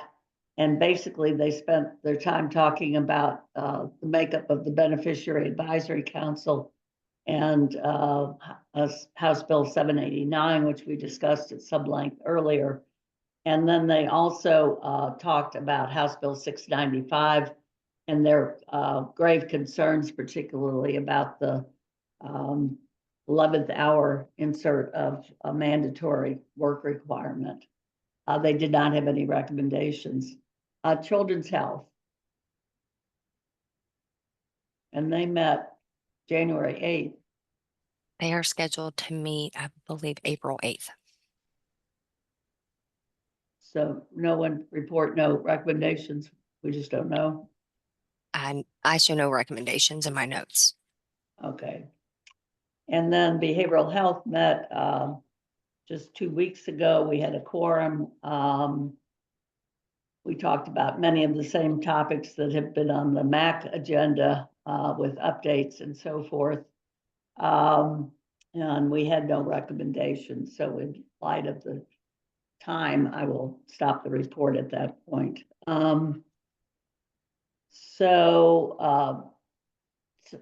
Let me entertain a motion to accept the TAC recommendations and send them on to DMS.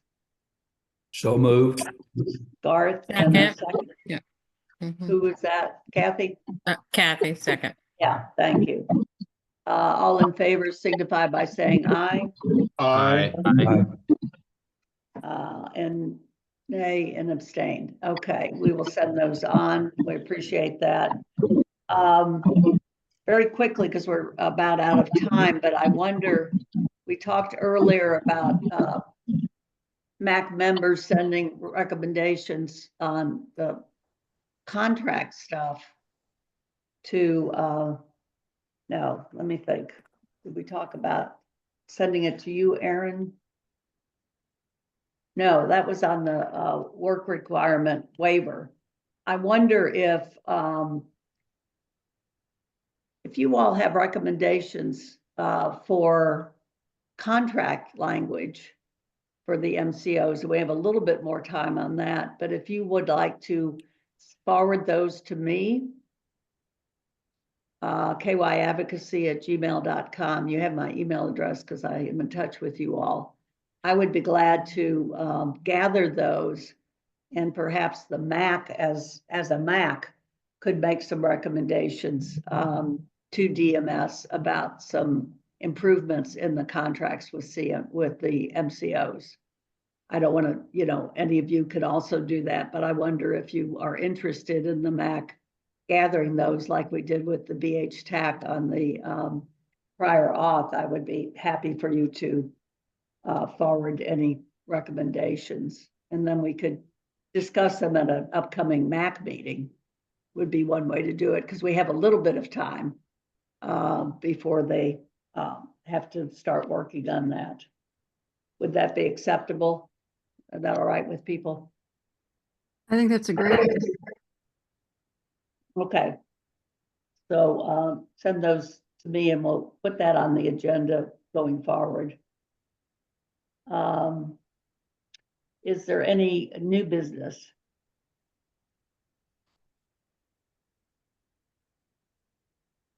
All right. Our next meeting is scheduled for Thursday, May 22nd. Same time, same space. I think we had some excellent discussion today. Obviously, DMS is under the gun to do a number of things, and we have an opportunity to exercise our advisory capacity and be helpful to them. So let's do that. And I will work with Aaron on getting the report that DMS shared with us early in this meeting to our congressional delegation and to our legislators. So thank you all for your input and for hanging in here for 3 hours plus.